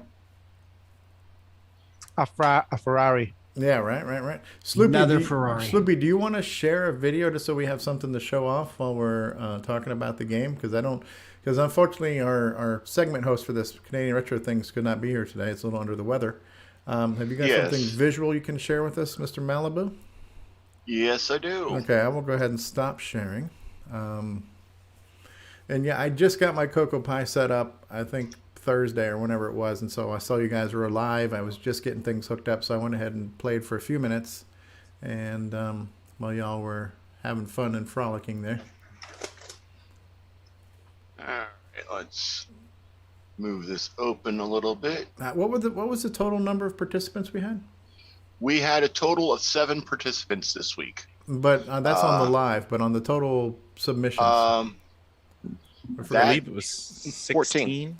Okay. Yeah, there was one more that forgot to post their score. So, but I just did so horrible I didn't bother because my Coco 3 didn't like this game. Yeah, my hands were not particularly into it. Yeah, I mean this is derived from Tutankhamun. In Tutankhamun, you could only shoot left and right. So the challenge is when you're going vertical and you got some yo-yo coming after you, you're almost guaranteed to die if you can't get to a hallway where you can duck to the side. Yeah, well, quite honestly, that wasn't my real issue with it. More of my issue with it was the whole fact that when you have the bad guys coming at you or coming for you, they constantly come so that you're sitting there trying to shoot them and you can't get past where they're spawning from, and it runs out your timer. And quite often I ran out of time more than any other issue. Gotcha. So you say the problem is skill. Yes. Yes, Righty. absolutely. I have no skills. Cool stuff. Yeah, it's definitely a neat game. I did see some of the chatter in Discord where people saying that somebody had noticed that there's never more than 4 enemies at once that spawn. So if you can use that to your advantage and maybe get them to follow you around, if you have them in your rear view mirror, maybe you can use that to your advantage. But again, it's all positioning and timing, I think, to make that work, right? Yeah, Slippy, if you mute it, you can play it while we're kind of discussing the game in the background, just so there's something animated to watch so people can see the game. Okay. Yeah, we don't want to hear all that nice cussing that was going on. Waffles. Yeah, just a bit. I'm the oddball with the odd color set there too. I changed one of the palettes because I was running on the CoCo 3 emulator. Yeah, I think it was a faithful port or clone of Tutankhamun. It definitely captured the essence of that style game. It was a very popular game. And that's kind of what Shock Trooper was based on, and Tut's Tomb, also kind of based on this Tutankhamun style thing where you can only shoot in certain directions, Yeah, except those didn't scroll. I mean, the only ones that scrolled were this one and then the other one by Aardvark, Tutankhamun or something. I can't remember what the name of it. Wasn't there also a text adventure named Tutankhamun? for the color computer? No? I think so. I think so Well, too. there was 'cause I remember- Pyramid. I thought I don't know had about one. Tutankhamun. I'm not sure. I thought there was a Tutankhamun too. I'll have to check. I just thought about it when you mentioned the name. I was like, I thought that was a text adventure. I'll have to look. This game reminded me a lot of Time Bandit. Right, right. Also kind of inspired by that Tutankhamun style game. But Time Bandit, you could shoot vertically, couldn't you? Or could you only shoot left and right? I don't remember. Just left and right. Oh, okay. Just left and right. All right. Yeah. Time Bandit might have been inspired by Tutankhamun. Yeah, yeah. Yeah, because Tutankhamun, the arcade game, came out in, what, 82? Yeah. And when did the Terry Model 1 version of Time Bandit come out? Because that was the first one. Ah, yeah, good question. The CoCo one came out in 83, but I know the Model 1.3 one came out before that. Yeah. Yeah, because I'm looking on the screen here. I'm looking at these different tiles of the videos. You don't see more than 4 bad guys on the screen. Yeah, that's the max you can get on the screen. Right. And where they do spawn, they do stop after a while. There is only a certain amount of time they do spawn, so they do stop. But I think the problem that Sloopy was saying, where he'd never get a chance because he was waiting for them to stop, was he was in an area where there were 2 of those spawn areas. So when one had stopped, the other one had start. So they had 2 different timers to deal with. Yeah, yeah. So that is the hardest part of the maze. It would have been nice if you could carry more than 1 key at a time too, instead of having to double back to get that other key. You know. That was one of the things in the arcade game though too, because it basically made you had to explore the entire map. You couldn't just speed run it. You had to. The good thing is that the whole game has really got one map, or one big map, and he's made the different levels based on how many keys you have to get, where the spawn areas. So with the one map, he's been able to make the game sort of different with every level. What do you mean by one map? The overall map is just the same map. It's the or is it? Hang on. No, it's not. No, it's not actually. There is the first level, because it's so easy. I just buzz through it. But the later levels are the same. There is only one big level. Okay, I didn't realize that. And you have. I know the first few levels are definitely different. They're not the same maps. Well, I've only seen the first few levels, so I don't know if there is another one. I don't know if there may be another one later on. But yeah. Are there diagrams on the internet that have the full levels kind of illustrated? No. Not that I've seen for this one. Not for this one, no. The Aardvark one, which has vertical scrolling instead of horizontal, it actually has the full map on the right-hand side of the screen. You can see at all times. Oh, okay. Well, So the that one original actually arcade also had a radar screen, so this one doesn't. But this one was pretty ambitious because he tried to do some smooth scrolling going across here too. Oh, And that's yeah, pretty no, CPU no. intensive. Yeah. And we looked at the code at one point there, and he even uses stack blasting. So, yeah, for such an early year, the programmer was pretty efficient. Yeah, he uses the VSync interrupt to time the sound. Ironically enough, that's right. I mean, it's not perfect. It's still a little bit sluggish, but it was a good attempt in '83. Absolutely. And it feels arcadey as well. And despite it being the green screen colors, he's done a good job with the overall look. I actually don't mind playing this game in the yeah, this is one of the few you can play in this mode that you don't gouge your eyes out, right, Nick? Yeah. Yeah, because I think all you did for your palette hack, Curtis, was you just turned the green to black, and other than that, you left the colors as they were, and they pretty much work. One palette command. That's all I did. Yeah.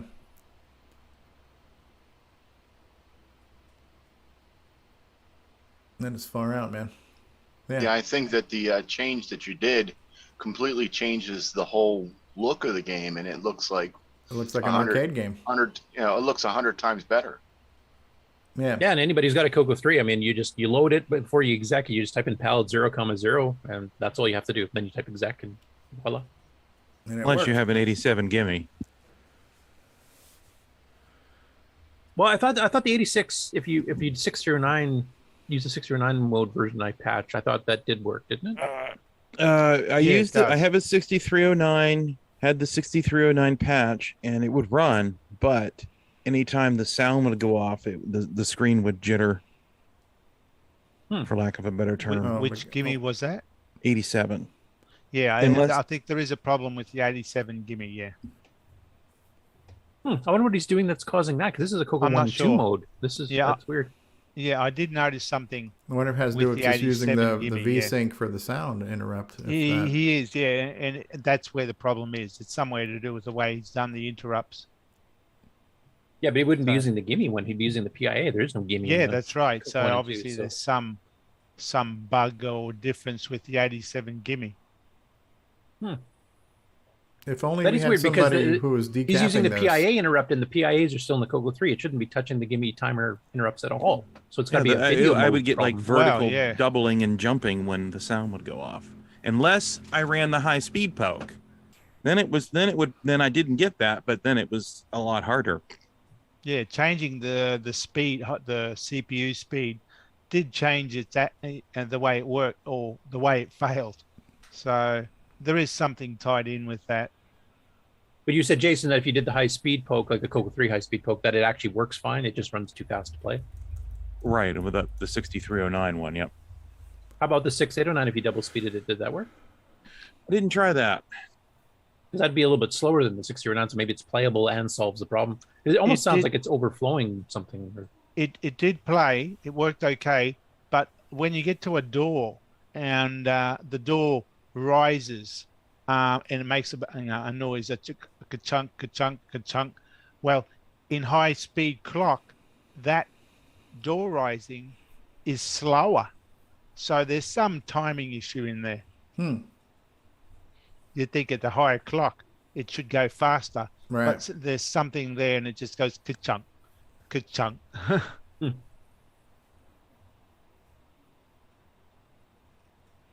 It's a cool game, though. Yeah, it's one of the tips and one of the tricks. few that Nick's participated in. That tells you it's got to be good. Yeah. I've always been a fan of this game from back in the day. So Did you guys add this to when you had created your games menu to do palette hacks on yes, certain yeah, ones? it was one. Yeah. Just that just shows you how big of a fan you were when you went out of your way to palette hack I it. think it was the first one I modified actually. Yeah. Well, that's one of the easiest ones. The one thing we should do at some point, Nick, if either of us find some free time, is actually hang on, change to use the gimmies version of this mode so the border with is the black border. as well. Yeah. That would be cool. This one doesn't quite burn my eyes though. I don't know because everything is green. It's not just a green border. Everything is green. So the green is like a black. It's sort of not too bad. You don't get that black box look. Right. It makes the whole thing seem bigger than it is. Yeah, so it's not too bad. But yeah, on having the black borders might look a bit more arcadey, I guess. Or like the arcade. Yeah.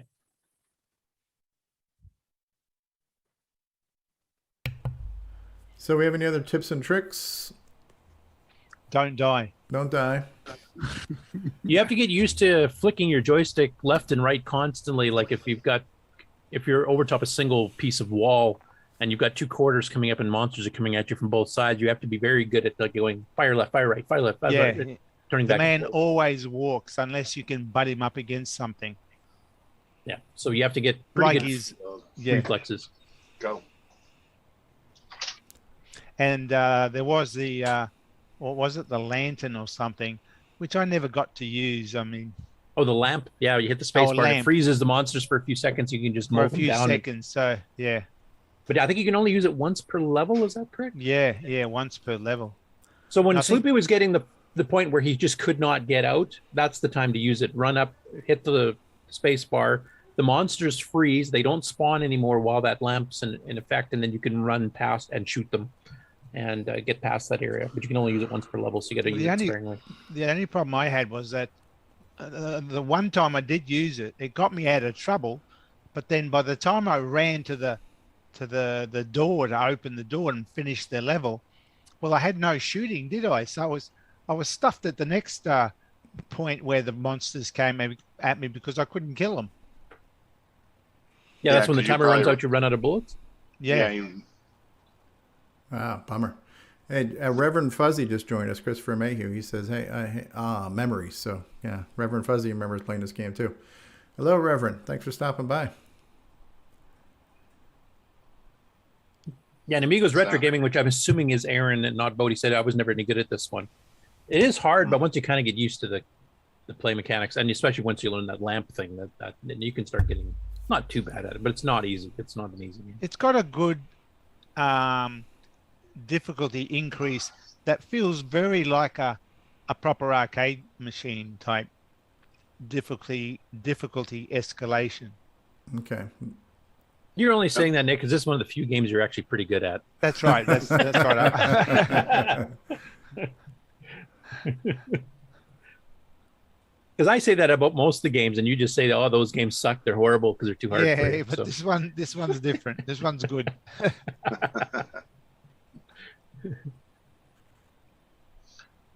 So, are we ready to see next week's game? Oh, the suspense is killing me, Mr. Malibu. Grips it. Now, did you pick this one, or did Ken pick it? Well, actually, I got the official envelope. I opened. Is this like a Karnak moment here? Well, I opened it up and I didn't like the choice, so I figured so I figured I'd pick my own, because what's he gonna do? Send me a message and say no, and I'll be like, well, it's already displayed it's already on the air, so it's official. So I reject your reality and substitute my own. Exactly. So I'm sure we all know what this is. I'm not sure. Is it Gold Runner or Gold Runner 2? This is Gold Runner. Okay. So that will be the game that we'll be playing for the following week. Is that the Diecom one? Ooh. Yes. Okay. Well, it's Dave Dies, but it was sold through Tom Mix. Okay. Is this the one where it kind of circles in and circles out when you finish the level? Same as the original Broderbund one on the Apple. Okay. But you can hit the space bar if you get tired of watching. Right, because that effect gets old rather quickly. It's got 33 levels and requires 64K, I think.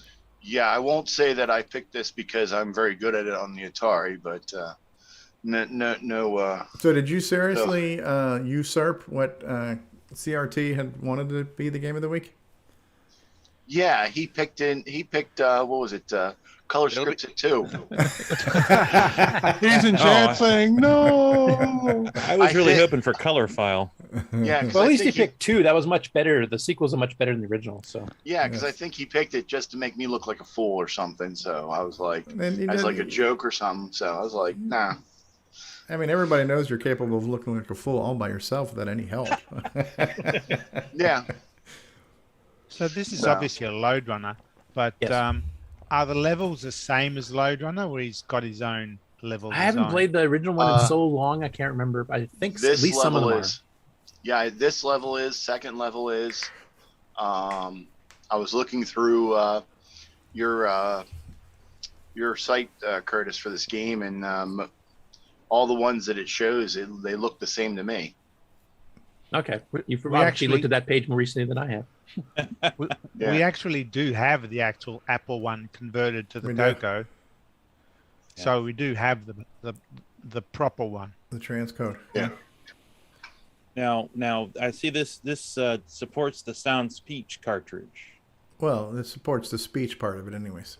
Yeah, the speech part. Yeah. That's what I was wondering. Yeah.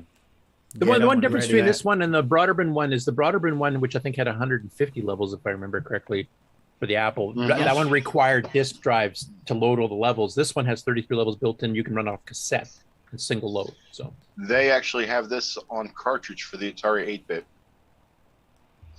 which includes all 100 plus levels and a level editor. Yeah, the Broderbund one had the editor. Neat. So very cool. 60 says it looks like Beanstalker. That must be one of the that's the Dragon version of Load Runner. We've shown it on the show before.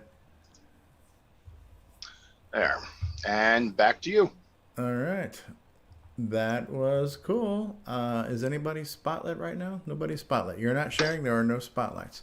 All right. So we've reviewed the results. We've reviewed the game. We've reviewed next week's game. How do we top that? What do we do for an encore? L. Curtis Boyle. Well, I thought you were going to say you were going to end the show because that's the only thing I can really talk about. Why don't you tell us what else is going on in gaming news in the world of... Okay.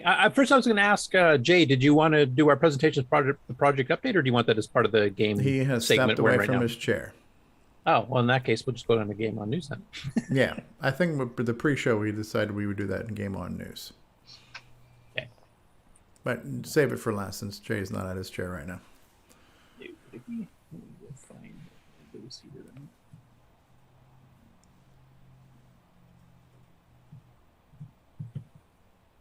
There he comes. Jay's coming back. Sorry, I had a canine conundrum I had to deal with. So do you want me to just go on to the GameON News and we'll do our little bit at the end of it? Sure. That Okay. sounds good.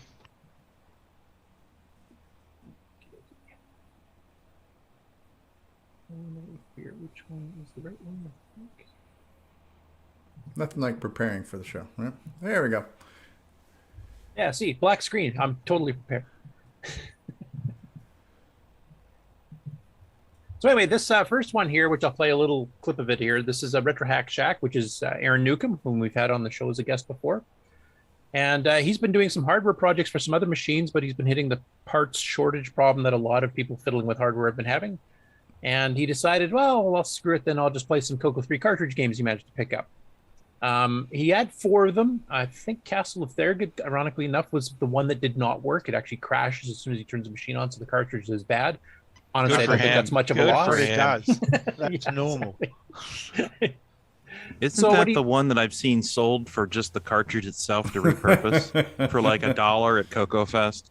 That's the enhanced version. Yeah, I'm sure I've used them for that. Yeah, some people use Dino Wars for that. I know Rick Adams and a few others mentioned that too, which kind of surprised me because, like I've mentioned before, a lot of young kids really love Dino Wars. But so anyway, what he decided to do instead was review these CoCo 3 game cartridge games. He did Springster, Rad Warrior, and Thexder. So I'll just play the little intro, and I won't play much of that because it's a 11-minute long video, but you guys can kind of catch up. Just give you a little bit of a feel. Hey everybody, my name's Aaron. Welcome back to the channel. Well, as you can see, I'm right in the middle of a really big project and I've got to order parts. They're taking forever. So in the meantime, I thought I would take a look at some games for the TRS-80 color computer. I'm going to take a look at Springster, Rad Warrior, and then Thexder. It's coming up right now on the Retro Hack Shack. Color Computer 3. And I'm also going to be He's actually got the first gen Black Beauty joystick. Wow, the metal stick. And then later on, Tandy released this deluxe joystick, which does have a self-centering joystick as well as trimmers. You play this game as the little purple slinky that you can see moving around there, and there are these enemies that are coming to get you. Also littered around the playfield are these little treasures that you... Anyway, I won't play the whole thing because it's, like I said, it's 11-minute video, but he goes into pretty bit of detail. He's got the original manuals, so knows what he's doing. He's not just randomly picking a game and trying to figure it out. Who would ever do that? Just about everybody. So it's a pretty good review of these games. All 3 of them are CoCo 3 specific games too. So if you guys have just recently picked up a CoCo 3, want to check out some of the ones that Tandy actually sold, it's a good review of some of them. And, good nostalgia of all the cartridges kind of just laying around the machine. Yeah, exactly. Yeah, I mean, like that goes back to the day, like 2800 doing that, or 2600. I mean, and that yeah, CoCo I did that with my looks, CoCo too. His so, CoCo yeah. 3 looks pretty clean too. That's I was just thinking that same thing. I think he retrobrighted it, if I remember. He did clean it up when he got it. So. But yeah. Yeah, the whole presentation. Yeah. Well, he's a pro. I mean, he's been on Twitch and stuff. He actually knows what he's doing, unlike most of the rest of us here. So. Speak for yourself, Chris. Okay, next up we've got the Jim Gerrie segment of the show. He's got 2 games to talk about here. So the first one is Otho 3.6, originally written by Alain Dassault in 1982. This is an Othello style game, which Jim says is actually the computer player is quite intelligent on it. He said it plays a very strong game. This is originally actually a CoCo one. So this is when he ported from the CoCo back to the MC10.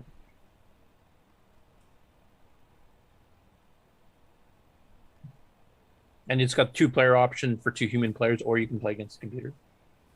And multiple skill levels. Let's fast a little bit here. Ooh, I like the colors. Yeah, I mean, for those of you who played Othello, and there's a ton of versions of this for the CoCo as well, and every platform has got this, even right down to the pet. Some of the original, the original 3, etc. But it's a fun little board game. You can play with real pieces as well. You can buy the actual board game. So it's a good conversion of the original CoCo version. And then the other one he did here, this is an interesting one. So this is Laser Chess. Now this is a port from another machine, but it's not a machine you normally see Jim Gerrie porting from. The Atari ST. Ooh. So that's a 68,000 based, I can tell this is an ST game by the stunning graphics. What kind of sound chip? So this is kind of cool. Like we had Paul Thayer showing off his CoCoBon, and he's actually been adding lasers where you can put these little deflectors to deflect the lasers. Well, this is kind of like lasers. Yeah. Well, this is the same type of style of play here. So those little triangular right angle triangle things are actually deflectors for lasers here. So I'll play a little bit of it and kind of see the gameplay. But he actually has to do all the calculations, figure out like where is it getting deflected to? Does it hit something that stops it, etc. I just thought it was kind of ambitious taking an Atari ST game. That's a 68,000, 16/32-bit machine compared to an MC10 game. So, and he actually released 2 posts on this. He had an earlier video just kind of showing it. Holy crap! Look at that. That is super cool. Yeah. So he originally showed a work in progress at the beginning of the week, and then I think it was yesterday or the day before he actually released this one, which is now you can go download the game in the MC10 group. So can you move the pieces to get the reflectors in place to... Yes. Okay. So basically you have to manipulate these so that you shoot the blue laser, and I think it has to hit the receptacle on the bottom, and then the red one has to hit the receptacle on the top. You basically have to deflect them all, and I don't think you can cross beams, etc., and you have to try to get everything to go into the right spot, which is quite similar to what Paul's doing on his CoCoBon game. Right. Don't cross the streams. Yeah, Grant.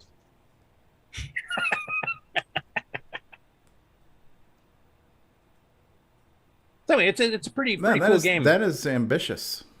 Yeah. I mean, when I read the thing here, recoil of the classic Atari ST and board game, and that was like an ST game. Wow, that's shooting for the stars there to kick it down to an MC10 with low res. But actually, it looks pretty darn good. Oh, you can even rotate them, and that helps, right? To be able to rotate your little deflectors, and you're modifying your play field. It's kind of a puzzle game. There was an iPhone game way back when the iPhone first came out, the iPhone 3, when they first started doing commercial apps. It actually did a lot of this similar thing. I used to have it. I don't think it works on the current versions, but it was quite similar. It was quite a fun game where you have to manipulate the pieces, and you got deflectors and things that stop them, and you had to color code. You had to get the blue ones to only follow blue paths and the red ones to do, and they had all these different color schemes you had to do. They even had in that particular version, they had versions where you had to merge lasers together to form a new color to light something else up. So it definitely has a lot of future things that he could add on to. But what he's accomplished here, I think, is actually quite good, especially for basic. Because that's a fair bit of calculations to figure out where the lasers can go and which ones can deflect and which ones can't, at what angle. And this one we kind of already covered before, so I just wanted to show like crap. Not this thing. Good Lord. What a load of crap that is right there. Definitely want to see the Dragon version converted. I know 60 knows how to do the transfer. He did mention in the chat earlier that apparently it's not him that did the utility that does that, but he knows how to use it, so I'm sure he can help you follow. He helped me with Cosmic Aliens make a schizoid disc where the same disc would work on Windows, or no, not Windows, but CoCo and Dragon. Oh, so, okay. Yeah, and 60 actually mentioned that specifically. He wants to make a dual version disc that works on both machines. So now, because you've got so many versions you eventually want on your final one, I don't know if that's all going to fit on a schizoid style disc. Because you've mentioned like the CoCo VJ version, the CoCo 3 version, the CoCo 1 and 2 Artifact version, the regular CoCo 1 and 2 P Mode 1 version. Like, I don't know if that'll fit. Yeah, I did a little back of the napkin figuring, and I think I can fit 3 editions on one disc, and some of it's just the size, the overall number of bytes that the disk will hold, but some of it's also the number of files. So I think there's I had to look it up. There, you can put a good number of individual files that will all fit on the directory. That the directory will support. I think I'm okay with 3, but not more. What about if you use both sides of the napkin? Could you get a little bit more in that way? Maybe. As long as he doesn't hit the ketchup stain, he should be fine. Anyway, I mean, that's at the point, then it might be better just to make a unique dragon version and just keep it separate.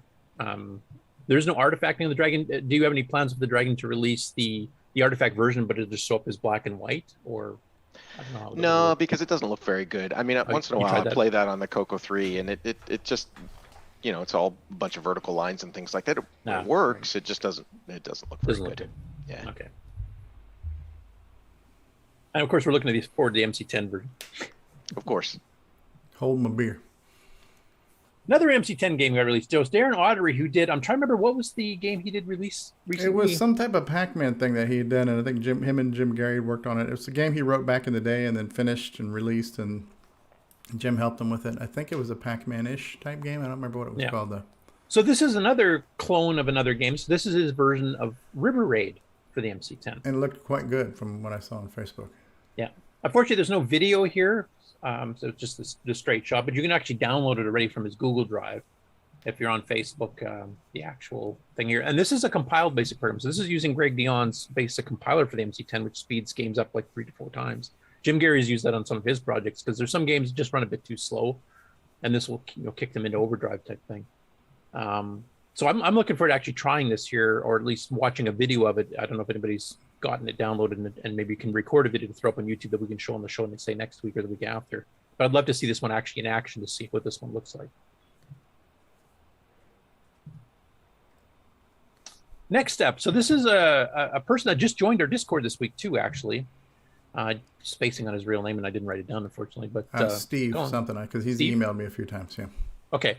So Voidstar Tech is what his channel is on YouTube, and coincidentally enough, I think this was coincidence. I don't think he's been involved with the whole Dungeons of Daggorath with Mike here on our Discord. You can correct me if I'm wrong on that, Mike. But he actually released a bunch of Daggorath related videos on YouTube. The first one here, he was comparing the experience of running the CoCo 1 versus the CoCo 3, and you notice that some of the pitches and stuff are different. And maybe this is the same timing thing that's causing glitches on the Touchstone game. Now his CoCo 1 here, it looks like it's starting. I can't remember what the effect is causing it, but there's that fraying you get on the colors where you get that kind of yellow band. Jason, I think you've talked about this before. It's got something to do with the RF modulator that does it, and they have to change. Yeah, but after a certain parts start to wear out, it starts to really get more and more pronounced, and you'll kind of see that on here. So it's not looking as good as the CoCo 1 did back in the day. It probably needs a recap or whatever. I can't remember what the exact details were. But he did notice that the timing's different, like the sound is pitched differently and stuff. So it doesn't play at the exact same speed either, even on the demo. But he went through trying it on the CoCo 1 RF, and then went through the CoCo 3, playing it in RF mode on the CoCo 3 and on composite, and comparing them. So this is an 11-minute video. I'm not going to play it all here, but he's got some side by side. You can see the fraying here. Oh yeah, the colors are a little off too. Yeah.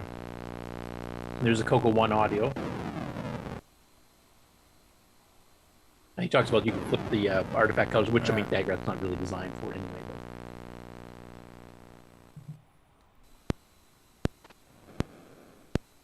And now you notice, like if you watched all the way through, you'll notice that the speed is a little bit different. CoCo 3 on the right is actually going a little bit faster because it was ahead. Yeah, even though he's not running double speed folks or anything else, so just the actual CoCo 3 itself. The internal timing. Right. And maybe that's part of Touchstone, because Touchstone was pushing the the limit of what it could fit into a 60. Oh yeah, yeah, significantly. Well, and if you consider even the video is based on the CoCo's master clock, if his CoCo's a little slow, that could explain quite a few things. Yep. And if you actually, like, he switches between the audio as to which one's doing it, you actually notice that the pitches are shifted up a bit on the CoCo 3 too, even though you're not running double speed or anything. So. All right, so the CoCo 3 is already rebooted back to the title screen again. 114 seconds it took to get there. Is this a stock processor, CoCo 3? Yep, straight 6809.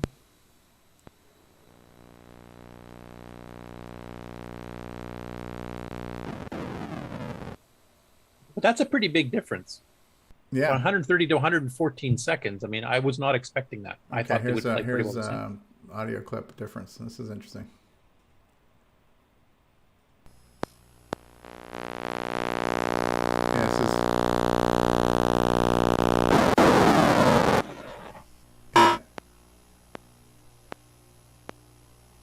And I can tell just from hearing that is a little faster than. Yeah, a little bit higher pitch too.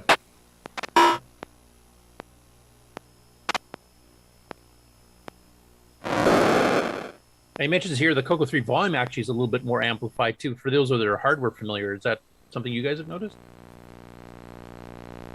Because there's something in the circuitry that would make it a bit louder. Tim Linder's asking, do the crystals drift over time? I have no idea. Rick or some of the hardware guys? Do you know? No, they don't, but the caps and stuff all do. Caps and resistors, so. Wasn't there a fix for the yellow bar on the left side?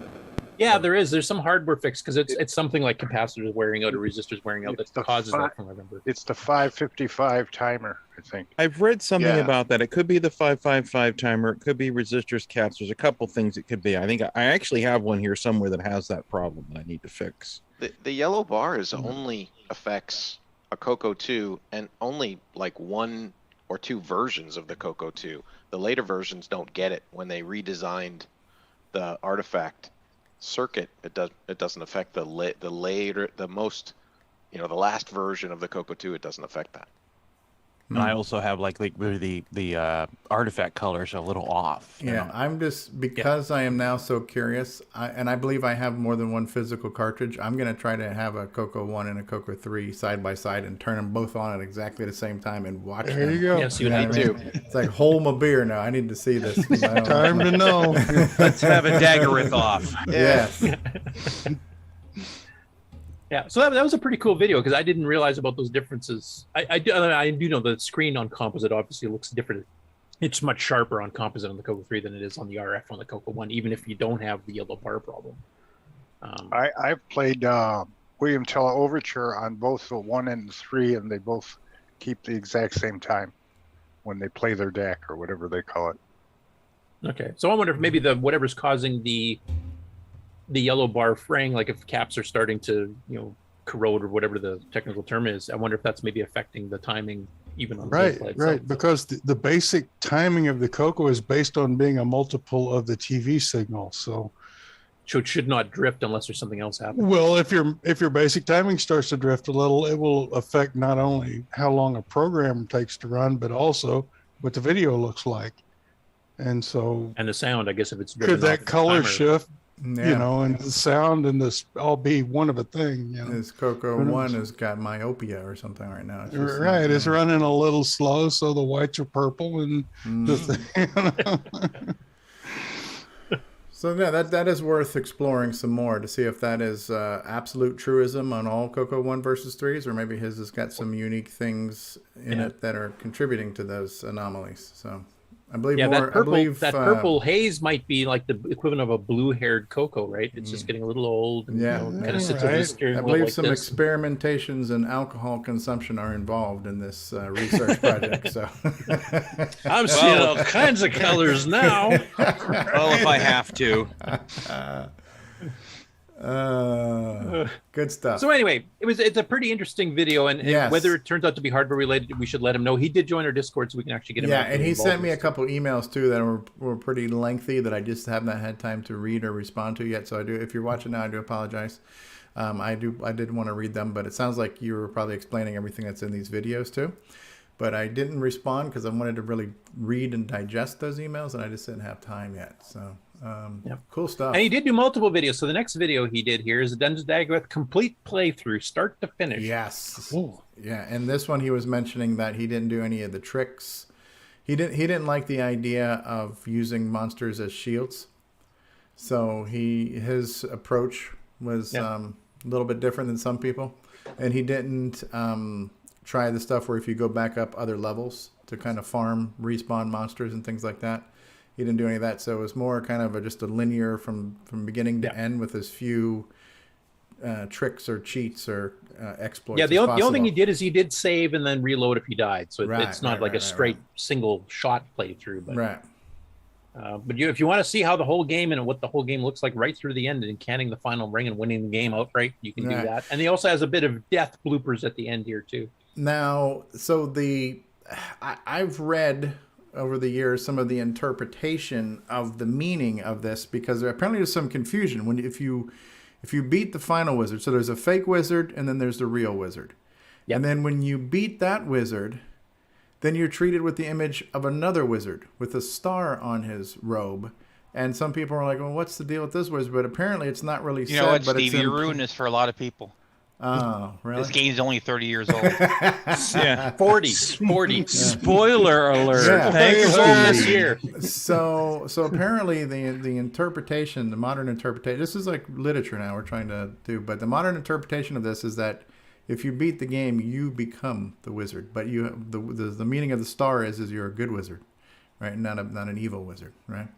Yeah, So- the text it actually prints when that the behold the new wizard. You are the new wizard. Yeah, behold is the new how I always wizard. interpret. But I think some people saw that and interpreted that as meaning, a new evil wizard.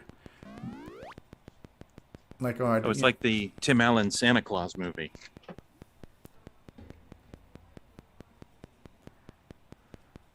Hello, Debbie Bunny. Is Debbie Bunny related to Devil Bunny by any chance? I don't know. Is that maybe his wife? Hi, Debbie. Debbie Bunny? Hey, Tim Lindner. Timbo. Tenacious T.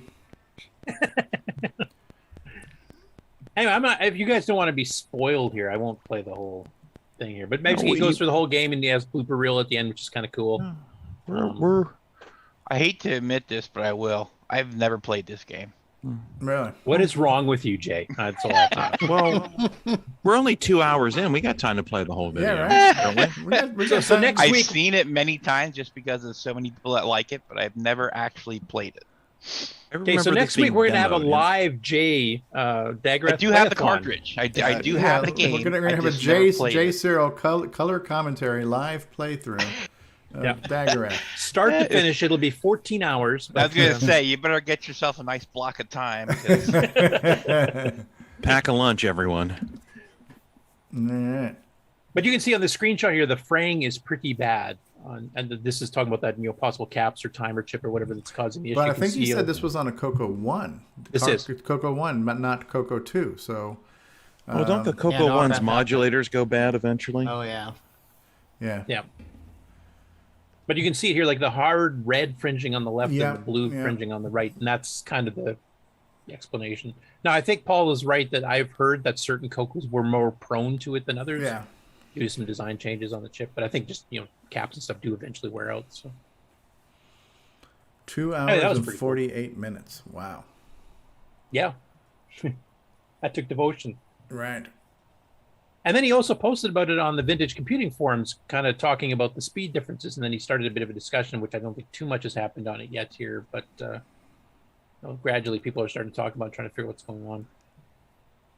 So that's something to follow. If you are interested in that, then maybe, Stevie, you can contribute to that if you do a side-by-side. I will do it's that. Not different. Like I say, it's science and alcohol will both be involved. That will definitely help attribute to the legitimacy. I'm pretty sure I know which one will be dominant out of those two forces. It's definitely a Stevie hold my beer moment. Hold my beer. He'll be holding his beer in his mouth is what he'll be doing. Frederick Pravantra says we should do this as a GameON challenge, even though there's no score. And I'm not opposed to that. I think this would be a good participation, player participation type thing. This is when I want to see Nick Morendes participate in because I want to laugh hysterically constantly throughout the show. Yeah, but his will all be upside down, so he's gonna have to type backwards too. Yeah, but I've watched him type. I mean, he won't get past the first monster. So. Okay, Mr. Dave says it needs a new 555 too. So that seems to be the general consensus right now. Okay. Which might explain the speed difference. Yeah, BR549. All right, so there we go. There we go. And since Aaron's, I don't know if he's still on, he might be actually getting ready for his show that I'll be joining on later with Jay. So WrestleManiac was the game they did this last time. So this is the official YouTube release. And have any of you guys played WrestleManiac? I'm proud to say I have not. It was an interesting review because they're not big fans of the game. It's kind of a crappy game to play. With two players, the real human players, it's actually a bit more fun. But I think it was one of those ones that overshot what it was trying to do. It actually, the graphics look pretty decent. They did a lot of moves. Like you look at the manual, there's I don't know how many different moves you got to have memorized, all these different positions of the joystick, hitting the button, holding the button, etc. I think they did try, but it just came up short. And I'll just play a little clip of it here, but it's a half-hour show. So it's WrestleManiac, brother. It's the CoCo Show, brother. 28. Oh yeah. They don't call it wrestle. He actually did some stuff. It doesn't look half bad. As a member of no, the they look like freaking cavemen. They're all hunched over and crap. Like, what's going on here, guys? Into advanced inversion. See, now the graphics improved. Oh, look at that. Yes. I wouldn't mind wrestling. That was a haymaker, wasn't it? He did F-16. Insert inappropriate comments here. These guys look like they have, Iron Forest, Lansing Mansion. They get back problems, man. Outfit Diecom products. Actually, one of the comments they made, it said, "Looks like they're trying to find car keys." That's what they all look like. They both. Maybe they dropped a contact lens. Yeah. And I think it was both that commented the fact that they're the exact same wrestler. They're just wearing different suits. Yeah. One of them's wearing the Speedo. The other one's got the whole unitard thing going on there. Yeah. So, now it does have tag team. Like if you notice under the WrestleManiac logo, you see 1, 2 on the left, 3, 4. You actually have 2 players on each side. You can tag them out if you're getting too wounded. But it includes stuff like you can crawl up on the side and then jump off and get it. You can haymaker is actually good. Yeah. I mean, it's not. Along with David it's not horribly presented, but it doesn't play well as the main. Okay. From what I can determine, I looked at Rainbow Magazine and found the kicks just look really weird. They do not look of Diecom products. They just look like there's something wrong with them. Yeah. Maybe they need more fiber. They should have called this Hunchback Maniac. Yeah, it's a bad back. They're Neanderthals. You can play light. Neanderthal, yeah, that's what they look like. Neanderthal Maniac. There you go. I also like the ticker for their podcast. The first thing ridiculous banter. Thought that was good. Paper route. They did Rush, Attack, and they did Xenon. So you can hear all these. This company. And there's an option. Like when they first tried to run it, they actually contacted me because the version on the archive actually does not work on the CoCo 3 at all. It just crashes. So I actually hunted around because I know I've played it on my CoCo 3, and I found an alternative one that's actually been patched with a bit of cheats and stuff in there too, and also has the option you can play a CoCo 1 and 2 version, or you can play a CoCo 3 version, which actually kicks double speed in when you launch it too. So I uploaded that to the archive. I don't know if it's shown up yet. If it's not up there yet, it should be up there shortly. So if you guys want to try that and play it on a CoCo 3, you can kick the double speed in, but that just makes the game even more impossible, especially considering those red bars on the timers of your health. Yeah. You have to be able to, there's certain special moves you can only do when he's down in that. And because of double speed up poke, they recharge much faster. So you almost never have time to do any of these special moves. So if you are going to play it, I would probably still play the CoCo 1 and 2 version. What else did Kevin Hoare do? Did he do the F-16 Assault? Yes, he did. F-16 Assault. Okay. So he obviously got better. Visually, that's pretty well their really comment good. as well. Yeah. Visually very good. Yeah. Yeah. Yeah, it was a good attempt. Yeah, very ambitious, but maybe just not executed. Now, one thing they were discussing. Now, I did not play wrestling games at all, no matter what time period we're talking about. Yeah. For any of you guys here that were into wrestling back in the '80s when this came out in '86, what was comparable? Like, what did the Nintendo have, or the C64, or some of the other ones? Like, was this state of the art for the time, and just everything was bad at that point, or does anybody know? I don't know about wrestling, but I know like the a few years later you had like Punch Out and then Mike Tyson's Punch Out. Yeah, and we have a CoCo version of that by the same company. Right. Yeah, which is, I would say it's better visually than this, I guess. But the gameplay is definitely much better from what I remember playing it on the Nintendo than what I'm seeing here. So. Yeah, if that's any comparison. Yeah, but like I said, that was probably a 2-3 year newer game. Actually, I'm trying to remember the CoCo one. I think is actually older than this one, if I remember. Because wasn't Punch Knockout, I guess, is the CoCo version, but wasn't that out one of the very first Diecom products out? I think it in Marble Maze or something. I'd have to take a look. I remember the actual arcade game was called Knockout as well. Or that was Punch Out, wasn't it? Or Punch Out, sorry, yeah, Punch Out. And then they had 2 screens, if I remember, didn't it? Out. Yeah, yep. And then they came with Mike Tyson Punch Out. I think that was on the NES only. I think that was Nintendo only. Yeah. Yeah, because that had the see-through. Your boxer was see-through, so you could see what moves the other guy was that was doing. neat. That was neat in the arcade. Yeah. Yep. Remember that was expensive. That was like one of the first 50-cent games, if I remember correctly. Yeah. You know how they start going up like 50 cents, then 75, then $1. Right. I think that was one of the first 50 centers. Yeah. Well, you had to pay for each monitor, I think. This this is a genre. Maybe, I don't know. The wrestling genre did not appeal to me, so I don't remember playing wrestling games on any platform, to be honest with you. So I don't have a base of comparison. Yeah, this is one of the ones I got a pirated copy and it came out. I played a couple times. And this just isn't my thing. I'd already gotten out of I watched wrestling pretty regularly up until I was about 12 or 13, and I just have never really watched it ever since. So I don't follow it. I didn't. This is pre Hulk Hogan stuff. Like I was back with Stampede Wrestling. For anybody in Canada remembers what that is. I just didn't do the wrestling thing, so it wouldn't have appealed to me even if I was into it back then. I don't think, just because of some of the reasons that they say through the review of the video here. But I mean, it looks nice. I remember all the fighting games at this time were more or less 2D, side scrolling, if you will. Right. Fighters, and trying to do 3D. Okay, good try. Yeah. Yeah, I mean the animations, like you can pick up the guy and flip him over. He does a complete flip over, hits the ground. There's another one to do the backbreaker where you stick your knee out and you drop him on the back and he kind of bumps off. Like they did a lot of animations and stuff to try to make it look good with all these fancy moves. It's too hard to line the two players up to get anything going, especially with the computer player. It just needed a bit more polish. Not even polish, because the polish is actually pretty good graphically and stuff. It's the gameplay itself. It's too exacting. Try to line things up. It's almost like a pixel perfect WrestleMania. Okay. Type thing. Fair enough. All right. Anyway, good review. The next one coming up is Draconian, which they did their live recording on Twitch already. That'll be coming out on YouTube, I think, the 3rd week of February. I might be wrong on that. Maybe it goes. Aaron's in the chat. He can correct me if I'm wrong, but that one will be the next one coming out on YouTube. And of course, next up, they're continuing on with all the AGD converted games. Another 6-pack is out this week from Pere and Kees. So this is number 48. The Adventures of robots. SideFaceMan. Yeah, exactly. Okay. Some of these titles are just weird.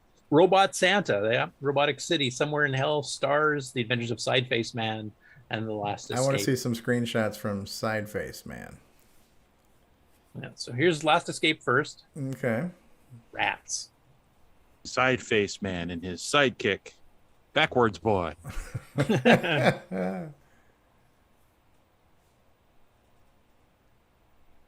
his sidekick be Full Frontal?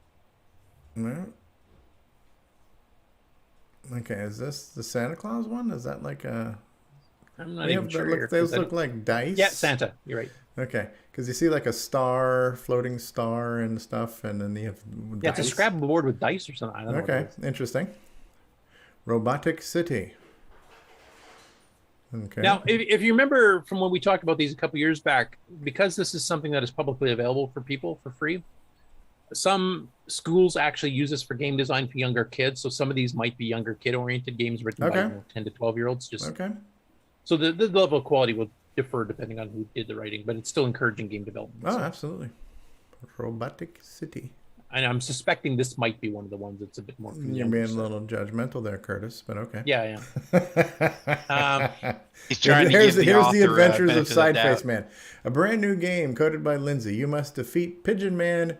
He is protected by bodyguards, so be careful. He holds a powerful relic that could destroy mankind. Get there before he can use it. The keys are QAOP. Press 1 to start. All right, so let's see it. Let's see the Adventures of SideFaceMan. Scroll down a little bit. Ooh, that is confusing. So which one's SideFaceMan? And which one's Pigeon Man? Okay, this one here. Okay, so the SideFaceMan is the 3 dots. So his eyes are kind of crooked, I guess. It looks kind of like a... Okay. Maybe. I guess. Sure. Yeah, there's... Yeah, Pigeon Man, I guess the one that's flying. I would say they look kind of like chairs or something. Yeah. Okay. Yeah. Ooh, look at that. It's like Satan. Yep, Satan and Christ. It looks like they're. Are they arm wrestling? Is this over the top? Yeah, they could make Somewhere in Hell WrestleManiac edition now. Somewhere in Hell. Right. In this corner, weighing in at 145 pounds, wearing nothing but sandals and a robe. The Son of God. Son of God. In the other corner, fallen angel himself, Beelzebub. All right, guys, I want a clean fight. Ready? Right, Now, there's a game I want to see. I might take up wrestling games now. You want to say hello to Reverend Fuzzy again? Definitely, it's a good versus evil battle. Okay. And none of that turning water into wine either, Jesus. All right, I want a fair fight here. So. You guys are gonna burn me. Yeah, you're all gonna get struck by lightning. You're all gonna burn me. God invented us with a sense of humor. That's all I can say, Ron. So anyway, this one here is a bit different because I haven't seen too many HD games try to do an isometric perspective. Yeah. So I'm kind of curious how that one plays. Yeah. So. And what happens is Pedro has gotten a bigger backyard now, so he's got a lot more gardening to do apparently. So. Yeah, I guess it depends on whether they made the movement on isometrics as well. If they didn't, it's going to be bad. I can tell you straight off the bat. Yeah, I'm curious on this one because I'm trying to remember. Have we seen an isometric game on AGD before? And I honestly don't recall. I don't know. If the support's not built in, they definitely have to do a lot of hacking around to make it kind of work. And the funny thing is, this game here, I mean, here's the intro screen, and then these next few screenshots are the same game. So there's an isometric screen here, and then there's a standard 2D platformer screen, and then there's another isometric. So it's a mixture of both. Yeah, maybe it's like kind of like not the same idea, no isometric, but kind of like in Mario Brothers, how you go into a separate area. And like Paper Mario or game something almost. Like Interesting. Yeah. So that's a different mechanic I've also not seen, switching between the two modes in the same game. That's news to me. Stars Gummy, huh? Stars Gummy. Okay. Okay. Looks like you're shooting that stuff. You got your little crosshair thing. Nice little 3D effect with the shadow there. So yeah. It looks depthy. I have no idea what the game's doing, but yeah, looks cool though. Looks like a crosshair or something, right? Yeah, it looks like you're moving a crosshair around. So shooting things, that could be. Yeah. Cool. I haven't had time to try any of these new batches here. I've tried a few of the older ones back in the day here, but as I mentioned to Ken, maybe we should pick a specific week where we pick an AGD game or two and throw a few of them out there for people to try. There's so many to choose from now. There's hundreds. There is. There's an update on that because the next post was also from them. So he's doing monthly updates as well, where he actually does the big zip file you can download with everything. Wow. And the new pack of that, because it's the end of January, came out. 273 games. Crikey. Nice. And there's a Dragon-specific version. There's the CoCo-specific version. You've got long file names if you're running emulators, so you can better describe what's on them. And then the short ones for the SDC. So. Beauty. Tons of game and goodness there. Absolutely. Thank you, guys, for doing those. You might have to start doing your separate section just for AGD games on your website. I haven't actually got any AGD games, so that's another 278 odd games that I haven't got on my site yet. Thanks for reminding me. I'm already 600-700 behind on regular games. Never mind those. So this next one here, the reason I brought this up, because we've seen Pyramix before. We've seen other people review it, like High Retro Game Lord and a few others too, or new playthroughs, I should say. But this is a new person I've never heard of before, decided to do it. So Sugizai, I'm not sure how to pronounce that, but plays it in standard RGB mode here, and is there commentary? It's actually a pretty darn good, clone of Qbert for the CoCo 3 specifically. And one of the earlier ones that came out, basically the first year the CoCo was out. So yeah. Oh, it's a Qbert clone. I wasn't expecting that. Hardware scrolling. It's very good. Yeah. It's probably the best Qbert clone the CoCo has. The eyes kind of blink and stuff too. You got movement in the eyes. I don't remember if I've ever played this before, but I like it. No, I was expecting the pyramid when I first saw the game. Yeah, I mean, it takes full advantage of the CoCo 3's palette. Yeah, the RGB. I thought when you die, you're supposed to fly back up to the top. No? What's that? I thought when you die in Qbert, you fly back up all the way to the top. No, that's when you hop on those discs there if you're dodging. Okay. You haven't played Qbert. And you notice the palette animations for RGB and the discs are going off there. That's totally palette animation. There's no actual redrawing. Same with the arrows. The arrows are actually moving, but it's basically just animating or not animating. It's actually just changing the color to black and then just changing to the next one. Makes it look like it's moving and changing color. It's a beauty of a game here. I'm surprised you haven't played this one, Stevie. This one's been out for ages. I wouldn't remember. This is splendid looking. Are you a Qbert fan, Stevie? I do, yeah. I liked all the other CoCo Qberts that weren't. Yeah, there's quite a few of them. Nearly There's as colorful as that. And Pyramix and that's really well done. And the last one here, this just happened last night. So basically, Aaron, he does a thing called the Friday night stream. So after they do the Amiga show and they have supper, then he comes on and he streams an old radio play because he's just into those. Usually for about half an hour, and then he streams some random subject he picked. And late yesterday night, he decided before the stream actually happened, he decided I'm going to do Diecom CoCo games because we just released the WrestleManiac on YouTube. So it's a completely random. Now, because it was spontaneous, he didn't have time to like go through and make sure everything's set up properly. And there's a few that he tried to run that didn't run, or he couldn't remember how to do the multi-disc, or maybe the directories were not right. But he did go through quite a few of them, including WrestleManiac and some others. So there's a lot of pretty cool stuff in here. He's going to do a sequel too, and doing a stream based on a company I think is actually a good idea, because you can go through like Tom Mix and Spectral Associates and Computerware and Sundog and some of the other premier CoCo epics, even some of the commercial ones like that, or LucasArts. You can play Coronis and a few others too. So that's the radio play part, which I'll just skip over here. You guys can do that. It's kind of fun. And here he was experimenting, like he's got a retro tink he was trying to use to do the composite video, but he tried it a little bit earlier here, and it looked god-awful ugly because it was flickering. Find that here. Better at Load Runner than the game. Yeah, did we do this game? Was this the bouncing you can boulders? see how much it's flickering the colors here? Like, that's horrid. We did this one. Yeah. Yeah, that is funky. Not as bad as the green. Gimes had a lot to say about that one. There's no bouncing boulders. No, it looks good. I mean, this is where I would plug Jason's product for hooking up SCART. It looks so much better than this RetroTink thing. And I've watched some other Twitch streamers using the RetroTink, and it seems to be hit or miss. There's certain systems it likes, there's certain systems it doesn't. So if you're looking for a generic thing, it's not the greatest in the world, to be honest. You gotta plug it. What I've Do we know seen what when it's people called? use it is, when I've seen them use this RetroTink, the guys that play with it and actually tinker around to get it working right first have better results than just kind of jumping into stuff. It seems to need a lot of user. What game is this? This is Caladero Flame of Light, the first of the series. This is the CoCo 1 and 2 one. Okay. And it's one of the most interesting adventure games you'll see, because it's partly keyboard, get things and whatever else. But it's also arrow keys moving in real time that you scroll across. And when you run up against things, you'll see the name of it pop up in the invisible object automatically. That's so you don't have to figure out the keyword. Okay. And there's a CoCo 3 sequel called Caladero 2, and I can't remember the full name of that one, but it uses CoCo 3 16-color graphics on top of it. Okay. It's quite a different adventure game. If you've never tried it before, it's worthwhile trying it out. Now, does it intentionally blur older text? Yes. Okay.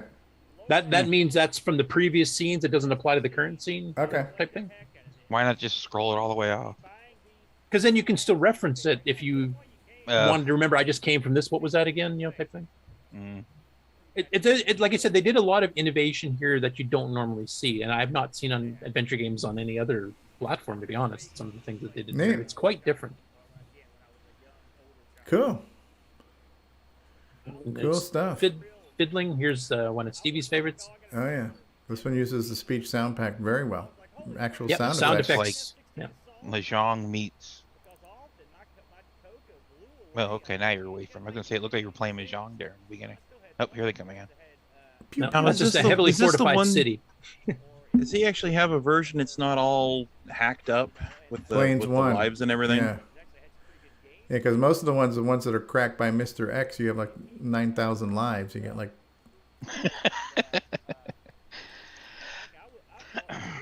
Yeah, Mr. X is still in there. Okay, cracked by Mr. I can't remember if this one actually had the prompt where you can ask how many lives you want at the beginning. You can punch in. That might be one of those. The one I have has so many. The lives are just set at a crazy amount because the planes isn't even like a number. It's like a weird symbol. Yeah, like a greater than sign or something. Yeah. There's Gantlet. Pretty smooth scrolling. Gantlet. Yep. Gone to And it, there's- cancel it. Yeah. There was a lot of complaints about this. This is using the F1 key on the CoCo 3 to get the alternate set, but the RetroTink really makes this even worse than it normally is, which is pretty bad on composite. So it's pretty well almost unreadable. Man, switcheroo, buddy. Yeah, switcheroo is so much better. And here, this one, I actually went and took a look at the manual because I said this is composite RGB mix up here. It's trying to do RGB colors on a composite mode, which was why you get pink instead of gray. But I was looking at the manual. There's no key to switch it, so it looks like this game was hard-coded for RGB, which makes no sense to me at all. And of course, it's a clone of Super Sprint, but neat. It definitely looks way, way better on a RGB monitor. I don't know I'd say. that I've Or seen on this a before. Oh, you can drive over each other. That's cool. There's no crashing, right? No collision Cool. detection there, huh? Well, there's collision detection on the sides and when you pick up wrenches, I guess. Okay. But not between cars, yeah. Huh. And I'm This is trying to actually remember, pretty did Super good. Sprint, This is really did good. I Super like Sprint this. let you do that in the arcade? Could you run over each other? I don't know. Don't remember. I don't think I ever played it. But anyway, in if you want to arcade, see this in proper colors and a really decent quality, Jason, please plug your product one more time. Oh, the switcheroo. Our CoCo 3 RGB to SCART solution. You can get that at cocoman.biz. Yeah, and you shameless plug. You sent one to Boat, and he's very enthralled with it because Boat was the guy who said, composite rules and RGB's garbage and all that stuff until he got your thing. Now he's totally switched. So we're just waiting for Aaron to catch up to modern times here. All right, far out. Anyway, there's a bunch of other games they did in there too. So they're going to be doing a sequel. I'll help them get the discs properly set up because a few he couldn't load. And then, of course, there's the light gun games. You have to build the interface and run it on a real CRT to even try those properly. So he does have the hardware wherewithal to build it. Tim Linder has published the actual how to duplicate the original light gun phaser interface from Diecom, so you can do that. And hopefully we'll see that at some time in the future. But I like the idea of doing a company-based stream where you're just going through all the games. Or by an author, maybe, or something like that, too. Would be kind of fun. That's the end of the regular GameON news. Now we have a presentation from Jay and myself on the update to Petski Robots compared to what we showed you last time. Ooh. Okay, so following on with Paul Shoemaker on games that have a lot of ports, we were moving on to our port of Petski Robots from Dave Murray. And I need to move my stuff around because I was too busy watching that game thing. Yeah, that's the 8-bit guy for those that don't know him by name. Right. And this is still an early one. I have not done dirty tile updates or anything. We're just kind of getting everything to function properly because the last time we showed it to you, there was quite a few routines that weren't working. So this is a bit more of a work in progress, not a release or anything. All right, so how do I take camera control on this guy? Let me see. Share screen on the bottom. Share screen. Sound doesn't matter because we don't have any, so I'll just do... Not yet, no. Ooh, okay. Set up. Hey. That's actually because we're destroying BASIC as we're loading. Ooh, oh, wow. Yeah. Look at It'll this. get fixed eventually. That is but... nice. All right, so... the only thing that really works here is difficulty and start game because of the way we have it working right now. But I'm going to leave it where it's at, which is normal. So I just want to get in here and kind of show you guys some of the new things that we've... Wow. It's really smooth. It's going to be smoother, hopefully. Oh, yeah, it will be. But the you see the upper... is that the right side? Yeah, upper right hand there. We got the weapon. I changed it.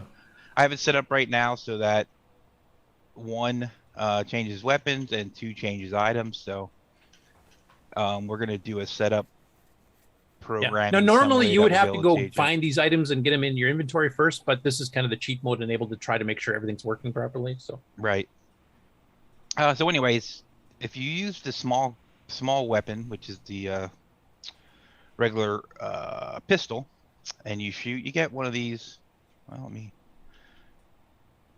So on this was obviously coming from the Commodore PET, which had redefinable characters. Nope, it just had an extended Petski set. Yeah, it just had a Petski set that was thoughtfully designed, I'll say, in order to be able to use it to do other things than just characters. So that was pretty cool. So you're just mimicking that on, I guess, the CoCo 3 screen? Yeah, currently, that'll be the standard version because basically, David, every single port's been done has the Petski graphics set there as so it looks like the PET. But for a lot of the machines, they do enhanced graphics, which we will be doing a little bit later. We want to get the core engine working first. But then if you move to the actual plasma rifle, which is the just basically a bigger BFG icon. Basically of BFG. Yep. Come get and some. then you fire. Oh, look at that. And that gives you the big explosion. Nice. Which scorches the earth and everything, which is pretty cool. Then if we come down here, what else can I show you? So the time bomb now works as well. So that is basically, you do that and get out of the way so you don't get blown up. And that gives you the big bomb effect as well. That is cool. Now that kind of checkerboard pattern there, is that just like a path? That's not an obstacle, right? That's just like a walkway or something? You mean the what it blew up into? No, right there, right. The kind of not there. Go back down, like where you were going through that door. Okay, right there. Right here. Yeah, right there. That's just a path. That's a path. Yep. Okay. That's a path. Yep. So the solid walls are the kind of isometric looking ones. Correct. Yes. Okay. Yep. Door opens and then up these are with just animation. Like pillars, basically. No. Yeah, it actually works now because or works so the way it's cool. supposed to because. And certain doors you need key cards, so you see those symbols under keys on the right-hand side there. Like you have to get a spade key to open a spade door. Like you see that little square black box that's right beside our player right now. That would be one of those symbols to tell you what kind of a door it is, and it doesn't open until you get a key. Right, but this one's a generic door, so it opens no matter what, even if I didn't have keys. And you can move objects around too, which is kind of cool. Oh, chairs and stuff. Yep. Yeah. So you can just come in here and you can grab yourself a chair. Maybe. Oh, I'm hitting the wrong button and move it somewhere if you want. Oh man, movable environment. Yep. And you need that later on. Just there's times you'll need to. So this is an original game that was made by the 8-bit guy. Yeah. Correct. Yep. Okay. Because I just thought it was a port of a classic game or something. So it's a new modern retro game. No, it's actually his brainchild. Yep. Okay. Now this here, these 3 pads, you see 2 X's and then the one that's blinking there for you. These are transporter pads.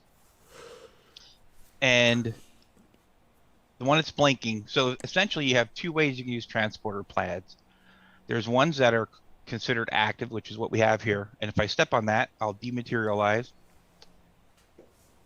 and end up somewhere else. In this particular map, you end up over here in this small building where you can go in here and search around and look for stuff. The little guy there is a hover bot, and they don't attack. Well, in this difficulty, they don't attack until you attack them, which is convenient to be able to set up whatever you might want to use to kill them before you actually make them hostile. Yeah. You can show searching items too there, I guess, too, right? Oh, yeah. I can do that here. Yeah. You're right. Because those are like filing cabinets and beds. You can actually search and you'll find like weapons and keys and EMPs and a bunch of things. Yep. So when you search,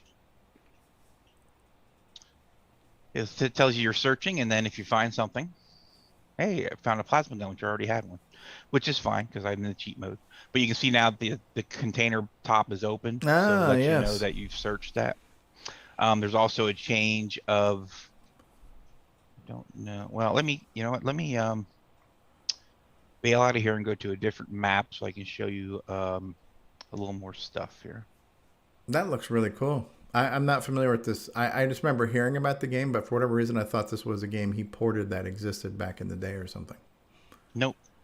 Brand new game. Now you have his permission to do the CoCo port? Yep. Yeah, he sent us a source code. It's like basically Jay did the entire original transcode. Uh-huh. Now, while he's loading this up here, I'll mention one thing.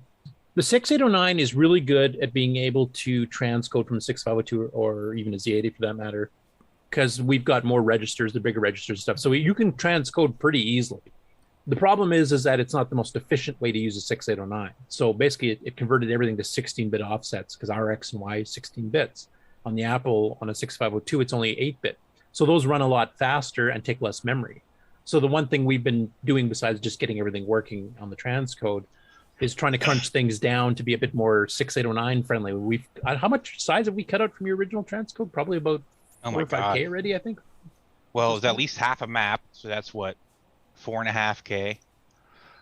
And now we have an additional 2 2,000 some K, so close to 10K. Oh yeah, I guess would we're say. at 6 or 7K. We crunched it down already at this point. So when this is done, is this something that he's going to be selling, or is this a free product, or?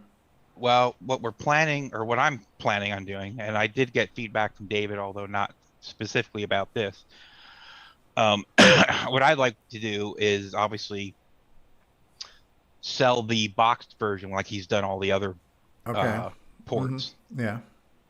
But then eventually I would like to take it and also release it like to the archive so that it's there for people to play it. But what is your license agreement for this? Are you allowed to sell it? Was he planning on selling it, or did he give it to you to do with as you please, or? No, he will sell the game via his methods that he uses to sell them, which is fine with me because I don't want to be involved with that anymore. Right. But my piece with him will be to eventually, like I said, get it to a point where the code itself will be available. But you know, I'm sure there'll be some time frame associated with that before we do that. Okay, that's cool though. So this is another map which has some more stuff on it I can show you, which is cool. So we'll come in here, and then over here is an elevator. Look at that. So we stand in front of it, move. Well, maybe there we go. Move into it. Door will close, and then you can see down the bottom. It basically lets you select what level you want to, and as you move the level, it moves you on the map as well to show you where you'll be coming out if you decide to change where you're at. Let me Did anybody answer Can make its question about why black and white? Why black and white? Was What? black and white. The game. What's wrong with black and white? It's Petski. It's black and white. Yeah, basically, David, all the ports he's got done, whether you're playing the Apple II, the Amiga, they all have the option of playing the classic quote-unquote Petski graphics because that's what he originally designed the game on. So he kind of wants that in there, just so people can. So you experience... asking why it's not green and black instead of white? No, they're asking why aren't we using full colors, 16 color CoCo 3? Well, and basically, we are going to right now. This is the classic mode, and we wanted to get that running first, and then we're going to be getting. This was when I was originally doing this before Curtis got involved. My initial intent was to make pretty much as accurate as possible clone of the original Petski game, and then move on to a 16-bit version that's basically a CoCo version. But since I did it in 16 color resolution, so this is all 320 by 200 by 16 resolution. So even though it's black and white, it is technically 16 color as far as the memory goes and all that kind of thing. And the speed and everything else too. Exactly. So it's not a monochrome mode. It's only a single bit per pixel. Correct. Okay. So even though you're seeing black and white, it's all. Let me move this. I don't know if you guys are seeing this, but let me move this out of the way. Yeah, it's all 16 color mode right now. Like this is running in the 16 color mode. So, so we are going to be doing 16 color tile sets that will be doing the full color gamut of the CoCo 3. There'll be some optional accessories. There can be some colored film that you can just tape onto your screen. There will be a solid object you can beat against your forehead, and then you'll see all kinds of sparkle colors. So there's different ways. I would like to change it out, obviously, to 16 color graphics, and also have a better animated character. All the stuff on the right-hand side, I would like to have. What do I want to say? I would like to have graphics, like better bitmaps instead of like this. Yeah, that are graphic, because you got to remember, like everything in this game is made from character. Yeah, some character. It's impressive, to be honest with you. It's really I impressive. Agree. Right, it's a text screen. Yeah, basically. This is like a better version of our semi-graphics because you have like vector art is essentially what you're able to create here with some of these characters. Yep. Yeah, it would have been a lot easier if the CoCo had redefinable character set, but it doesn't. Yep. So I mean, the CoCo VGA does, but I mean that just came out the last couple of years. So yeah. Plus, I don't want to require extra hardware just to play the game. So so I'm sorry. So anyways, you come out of the push down. I'll let you out of. Well, if I push down and move, it will let me out of here. And then, as you can see, this is like one of the doors that Curtis was talking about. Has a heart. If you look under my keys there on the right-hand side, you can see that I have the heart key, so it should let me through. And now it changes to a square to let you know that you've unlocked that, and now you can go in through, in and out of it at will, pretty much. Oh, he just got shot at. Yep, that's the roller bot. They are non-discriminatory. They will shoot at anything they see when without shooting at them first. So that's interesting. If I go up here and I go to... You got a lot of level in here, man. You got a pretty big world, it seems like.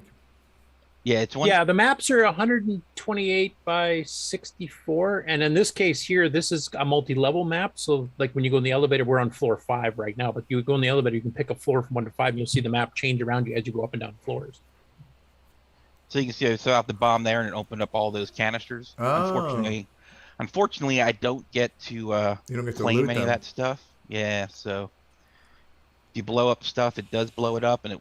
I'm trying to find some canisters so I can show you how that works. Freaking robot. Yeah, You might have to go down a floor. I think 4th floor has all the canisters, doesn't it? There's I a don't helicopter remember. pad. I've been playing so many different maps, just trying to test stuff. I can't remember which ones have what.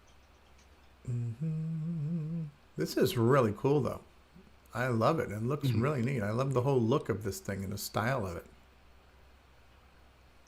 And it has enterprise doors.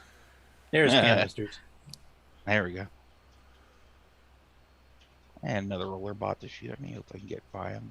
Son of a biscuit. Yep. Oh, So if I come in shoot here, through. and we will place another. Looting them sons of biscuits. I need to move. Well, right now you're in God mode, though, right? Okay. Yep. Now So canisters set off a chain reaction, so canisters themselves blow up. So you got to kind of get the heck out of the way. Now, here when before they it kills blow you. up, do you lose the contents of them? We just got You do killed not. by it. It killed me. It just killed me. So if it kills you, you can see it tells you that you died, and then it will give you this finish screen. Fonts are really cool. I like these fonts. Are these fonts reproducing the pet font too? Yes, exactly. Absolutely. Oh man, it's so cool. I love this thing. It's very vintage. Yeah. Yep. And the nice thing is, like, depending on disk space, we can pretty much add, whatever we want tile set wise. So we're going to figure that out eventually, obviously, before it's done. But it lets you know what scenario you're on, how long it took, how many robots remained, how many secrets remain, which are basically things that you didn't search and find, and what difficulty you played on. That is really cool. I think that's about all we. Yeah, but the only other thing you might show is the raft, if you remember what level that's on. Oh yeah, that's. Let me close this out and restart it. That was something that wasn't working before either. But that cascading explosion, when you shoot a canister, the canister basically blows up a large explosion. Like there's small explosions, like when you shoot something normally. There's big ones that kind of do this diamond-shaped explosion wide. But if there's other canisters in that path, then they start blowing up, and it starts a chain reaction. So you have to like kind of get the heck out of the way before you die. Get out of the way or stand in the right spot so it doesn't kill you. It works in your favor too, because if you have multiple robots around at the same time, you can get them all in one shot, basically. But it's actually quite a good game. I mean, going through the engine there's obviously a lot of stuff that was designed for 6502. Some of it I've been modifying. Some of it would require me changing all the data files, so I just kind of went screw it. we'll optimize it in other ways to get the speed up to full speed, because this is still not running as fast as it should be yet. There's a question in the live chat from Jaff172. Is this for CoCo 3 only? I would imagine right now the current version is, but looking at the memory requirements, I think we can do a CoCo 1 and 2 version as well, and we're definitely planning on exploring that. Right. Yeah, if we get the 1 and 2 version done and working, we'll probably make my idea is to make a flippy. We'll put CoCo 3 stuff on one side, the 1 and 2 on the other side when it gets released. So if you buy it from David, you'll be able to get it. Okay. Get all versions. That would probably have to be like a P mode for black and white only, I would imagine, right? Well, Curtis was talking about using. I think we can do some stuff with artifacting, like say water should be blue. Get 4 colors out of it. Okay. Colors. So we'll see how it works out. So this map, what are we doing here? Oh, raft. That's right. Raft. I got to find out if I can remember where it is. I believe it's up on top here. Does this level have a raft? This is 8. It should, unless I did it wrong. Okay. This looks like level 1 to me. Well, maybe I'm remembering wrong. Maybe, no, you could be 100% correct. I could just be screwed up here. I just usually load setup and then edit line 20, and then you can change the level right in the emulator.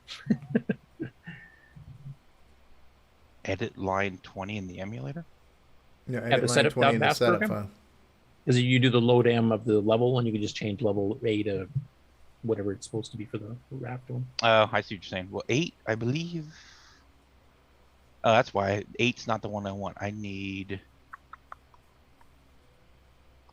4 is what I need. It should be D. Yeah, it's a pretty expansive game. I mean, honestly, from all the pet games I saw as a kid when I used the pet at school, and then also seeing stuff that's been done since, I think this is by far the most ambitious game for the pet ever done. I think it's a fairly ambitious game, even amongst 8-bit systems, to be honest with you. Especially once you get into 16-color graphics. Yeah. I mean, there's lots of big maps. There's lots of things to find and explore. There's strategies. Like some of the robots, like the evil bot in particular, is extremely powerful and will usually kill you. So you have to range, objects like chairs and stuff to guide him into getting into a trash compactor to get crushed to death so you don't get shot all the time. Or find some way to trap him so you can hit him with a time bomb. Yeah. So there's a lot of strategy you got to learn too. And it's a very arcadey on top of that. So it's everything at once. Like there you can see a so bridge. here is our pier. That's a pier dock out or the water. something. Okay, yeah, that's cool. And then if you wait, look at that. Little raft comes along. And does it move you with it? Okay. Yep. Although since the water doesn't move, it's kind of hard to tell, but you are moving. Yep, I get it. And you move over here, and you jump off, and you can go explore around here. That's cool. Do what you need to do. Yeah, that's where if the water was blue, that would be helpful, just because in that case they're black and white. Well, what is that black and white squiggly thing versus the? Well, if you see it moving, it makes it look makes sense. Yeah, I get it. Yeah. No, that's cool. Yeah, that's really cool. Sounds looks like you're in suspended animation there for a couple seconds moving, but that's cool. That's really cool. So is that a pi symbol in the middle of that raft? Yep. Okay. Yep, sure is. That's one of the symbols he had, so he used it. Okay. Yeah, in fact, he calls the buildings you're in the Pi University, and you'll see like boxes marked with pies on them and stuff. So, yeah. Walls. He took it and used it as best he could. So this guy kind of reminds me of the Keep On Trucking guy back in the 70s. Yep, he does. Yep. Yep. So how many characters is he? His head is one character. There's 9 characters make up every 3 by 3 tile. Okay. Yeah, but he has pseudo transparency. So if there's a block that he isn't filling, then it has this colon symbol, and if it sees a colon symbol when it's plotting a transparent character, it just uses what was already there. So that's why you can see he somewhat has transparency depending on, where he stands. Like here, he gets 1 block down below because that's where his legs aren't. Okay. Yeah, because each tile or characters basically have 3 by 3 grid of text characters, and if any of them is not being used by the quote-unquote sprite, then it lets the tile threshold through. Right. And it uses, like I said, the a certain character number to determine that. So. It's really cool. Yeah, it's a pretty decent game. Yeah, I think it's pretty much all we have for updates from last time we showed it to you guys. Actually, you pretty much saw everything again because we went through everything. So. Yeah. So basically, the next stage here is start to really optimize the graphics. So I've optimized the graphic coroutines about as far as I can take them with my limited skill set. So next up, we'll be doing the dirty tiles, which is how the Apple II had to do it to get it up to speed too. Basically, if you move left or right or up or down, it'll check to see what the previous frame had for tiles in each square. And anything that doesn't change, like you say, if you're in a long wall, it's the exact same tile. It won't waste time redrawing it. So that's one thing. 2 is the way the game currently works right now. It'll draw the map. Say if you walk left, it'll redraw the entire map. And then any characters on there, including the player, robots, or anything like that, it then redraws those over top. So it's drawing those tiles twice every frame. So I'm going to make it more intelligent to know, like, if you've got something sitting on top of a tile, don't bother drawing the entire tile below, unless it's transparent. You might have a couple characters you see through, but I'll make it intelligent enough that it only draws them once. And right now, because the robots move on different timings, let's say an evil bot moves every 3 clock ticks normally, and then a hoverbot moves every 10. Because those are odd numbers that don't match up, it's actually redrawing the entire screen every time one of them moves, and sometimes it's doing it multiple times, like within a tenth of a second or less, and then it's just spending so much CPU time just redrawing and redrawing and redrawing and redrawing. So that's the other thing I'll be changing to get the speed back up, which, like as I mentioned before, the Apple II had to do the exact same thing to get the speed up too. In fact, David thought originally, because this is all text mode, this is a 1K screen on a PET. Even on a Commodore 64, it's not much bigger, because it's all hardware text characters just redefined. He didn't think the Apple II was going to be able to keep up with doing it in pure graphics mode, because they don't have redefinable character sets either. And same with the Spectrum version of it as well. And they basically have all done the same dirty tile thing. It really increases because the other maps thing are that set helps up. the Apple II is their graphics screen, the way it's laid out, is much less kilobyte wise. Yeah, it's about 8K, I think, versus our it's 32K like we're doing. It's the way, because they're like 7 and 1, I think is how it works. 7 bytes plus 1 for an attribute byte when they're in high res. So it actually shrinks it down quite a bit, but it's much harder, in my opinion, much harder to program than linear. No, it's a pain in the ass. I have programmed that one. Yeah, okay. So we got numerous speed ups. I'm going to be incorporating a new keyboard routine. Right now we've got 2 calls that are calling the ROM. One's a keyboard routine, which is not that quick and basic to begin with, so we'll be stripping that out. And then the disk IO routines, which actually aren't working at all right now, because we were overwriting a lot of the stuff that disk basic wants to keep track of in its RAM area. Plus it's eating a lot of RAM because you have to keep like the disk buffers and direct page stuff. So we're going to be just doing our own native ones. So that basically the disk IO and the keyboard routines will become completely native to the game itself, and we won't need the ROM calls at all, which is slowing the game down somewhat as well. So we'll get a bit of a speed boost from that as well as freeing up RAM. So that's the next things to tackle. And then after that, it's getting like CoCo 3 character sets in full color.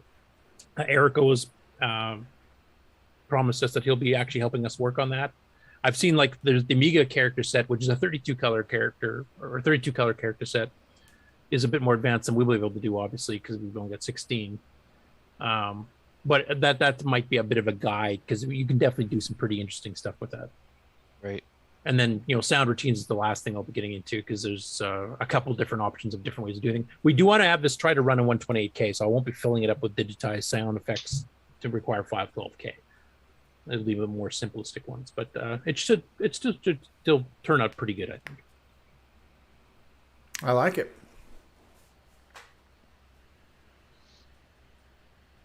I don't have anything else to say, so unless Jay does, I think we're if there's any more questions, we can answer them. If not, we can move on.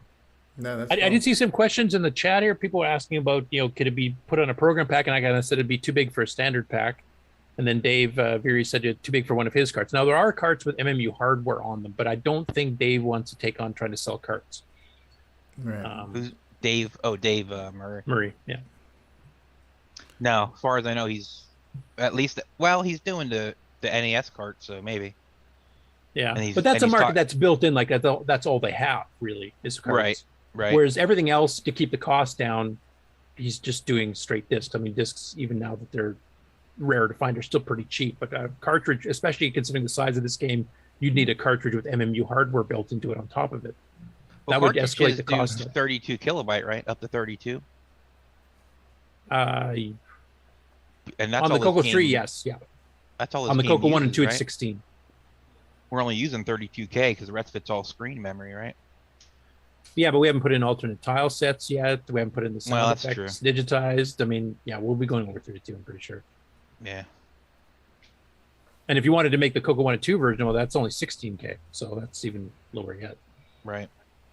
And like I said, I don't think David wants to take on the cost specifically for one 8-bit home computer platform to make a cartridge version versus the disc version he's using for everybody else. Yeah. Unless the platform only has cartridge like a Nintendo. Right. Yeah, no, I doubt it as well. And I certainly don't want to take on that myself. Yeah, so. I like it though. It looks really cool. I like the fonts. I like the graphics, the kind of isometric look of it. Everything about this thing's really cool. Yeah, and it's a fun game. I mean, I when I first started playing it, when it was playing a bit too slow, I wasn't really having much fun with it. But once we got the speed up to, acceptable, it's not up where it should be yet, but it's fully playable now. And actually, it's fun. And you start figuring out the strategies. Like I can I can take an explodable canister, walk sideways toward a door above me. When you get to the square right next to the door will open. And if there's an evil bot on the other side, you can actually push sideways the blow up canister into the doorway. So it blocks the door. He can't get through to kill you, but you can shoot the canister from a distance and blow it up and do a whack load of damage on him in one shot. And the ironic thing is that the exploded canister is something you can shoot over, but you can't walk over. Yeah. So it blocks the evil bot, so he can't get past you, and he doesn't have a ranged shot. He only can attack within one square. He does a ton of damage if he does, but so you can just step away and then just start just shooting him like crazy until you kill him, which I found is an awesome strategy on the second level, I think it was. But you start learning all these things. So there's a lot of exploration and adventure style elements to the game as well as the arcade stuff. So it's a nice balance. It's a really good game, actually. Cool. Good job, guys. Love it. Okay. I think that's it there. Was there some other questions?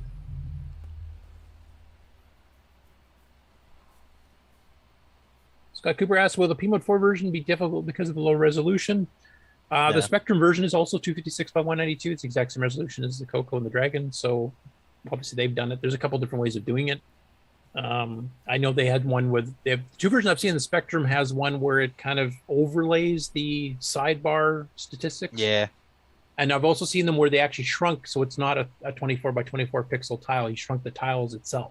So you redid all the graphics and it fits more on the screen. The VIC-20, because its resolution is a lot lower. What David did was he just shrinked what's being displayed, which is kind of where I think I'd like to go. But it's kind of where I'm going to. Or just a smaller viewport to the world. Right. Yeah. It'll be the same vertical pretty well, but the horizontal will be a little bit. Right. I think you'll lose one tile vertically and I want to say 2 tiles horizontally. Not the end of the world. If I remember. Not the end I of the figured world. it out at one point and it was The other thing we could do there is we could take, like for the vertical, we could not lose a tile and just shrink the font so it's a little bit shorter for the text characters itself. Like just cut them off, make them 7 pixels high instead of 8, and then match or maybe 6, and just free up enough that you can have the same number of lines of text, just that font will be smaller for that. Yeah. Plus, I guess if we want to put the PETSCII version on, but I was going to say like the actual CoCo 3 version, I'd like to have I don't know how to describe it, but a different type of font. It's more modernish, sci-fi-ish, maybe. Okay, be a good word. I got 49 fonts sitting on EOU the exact same size, so that's going to be easy. You can just pick one. Right. You want a Mac font, a PC font? You want a Futura font? Go ahead, pick one. Which actually reminds me, I was going to ask you this, Jay, and I forgot to earlier, but your Petski fonts that you actually bothered to convert it already. Would you mind if I put that on the next version of EOU so people can actually write Petski style games on the Nitrous 9 I'm as fine well? with that as long as there's not any sort of issue doing that. Well, Cumber's not around anymore, so they can't do anything about it anyway. So. Yeah, I guess that's true. Yeah, no, I have no trouble with that. No. Okay, we'll be up to 50 fonts in the next release, guys.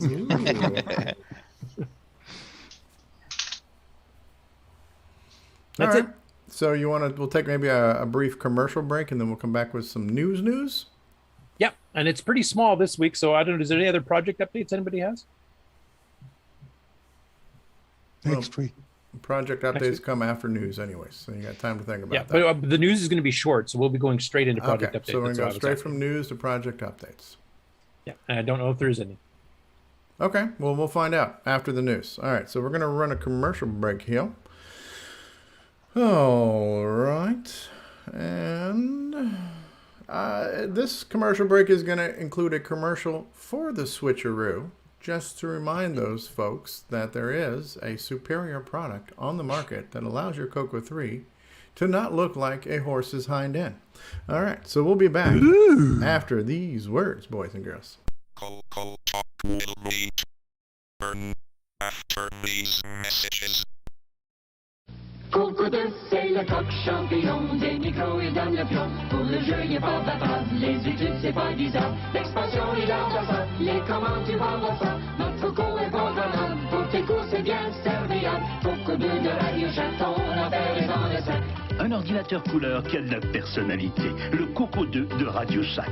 On solde pour Noël à partir de 149,95. CoCo 2 de Radio Shack, ton affaire est dans le sac, c'est toi et CoCo 2. Hi, Ron Delvo, Timberman, Coco Fest, CoCoTALK. And now, Coco Thoughts by Samuel Gimes.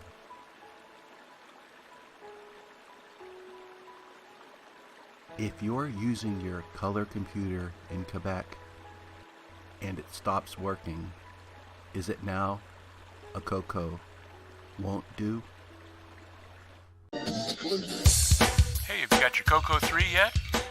Hi, this is Rick Adams, author of Temple of Ram and Shanghai, and you've tuned into CoCoTALK, the nation's leading live talk show featuring the Tandy color computer. What's going on, everybody? Original Gamer Stevie Stroh here, and if you're a fan of vintage computing and retro gaming, then you're going to love our retro swag shop at 8bit256.com. There you will find custom designs by Instagram artist Joel M. Adams. You can get I'm a Coconut, CoCoTALK, and other cool video game images on a t-shirt, coffee mug, or mouse pad. So if you love retro, then head on over to the retro swag shop at 8bit256.com today. Tell them the Original Gamer Stevie Stroh sent you. Radio Shack store-wide manager's red tag sale is on now. We've slashed prices 20%, 30%, 40%, 50%. Save on famous Radio Shack hi-fi, car stereo, radios, toys, TV games, calculators, walkie-talkies, and CB radios. Look for the big red tag. Save like never before on these and literally hundreds of red tag specials. Hurry into Radio Shack today. I'm too sexy for your David Ladd. Hi, this is Randy Kindig of the Floppy Days podcast.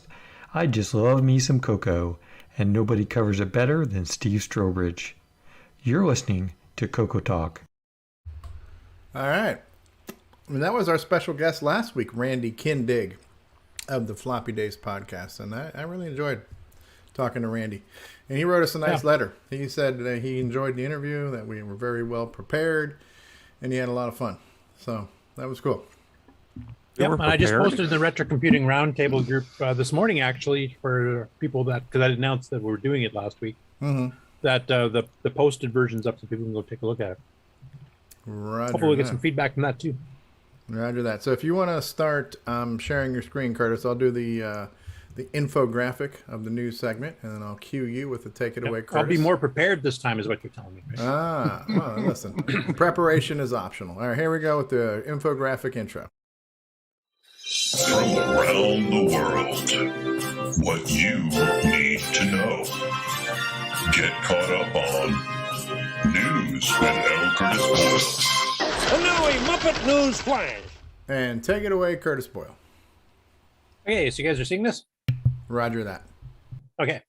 So the first update's from Bill Noble. Now, we've been talking about his Teensy project here, and he was, getting it working as a 639, etc. So at this point here, he's actually got the Nitrous 9 639 kernel booting, and you can kind of see there it says Teensy 639 emulator Nitrous 9 boot.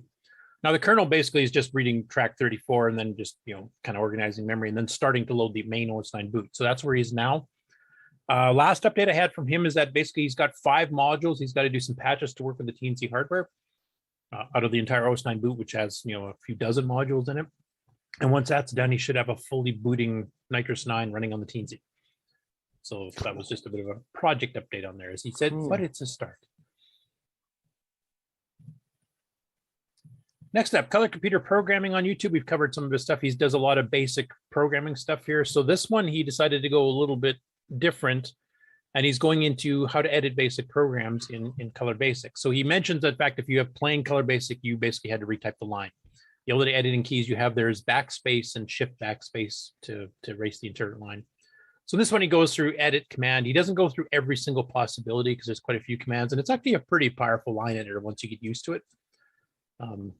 He gives them like how to go into insert mode and how to shut insert mode off and how to extend it, how to hack a line off in the middle, delete characters, etc.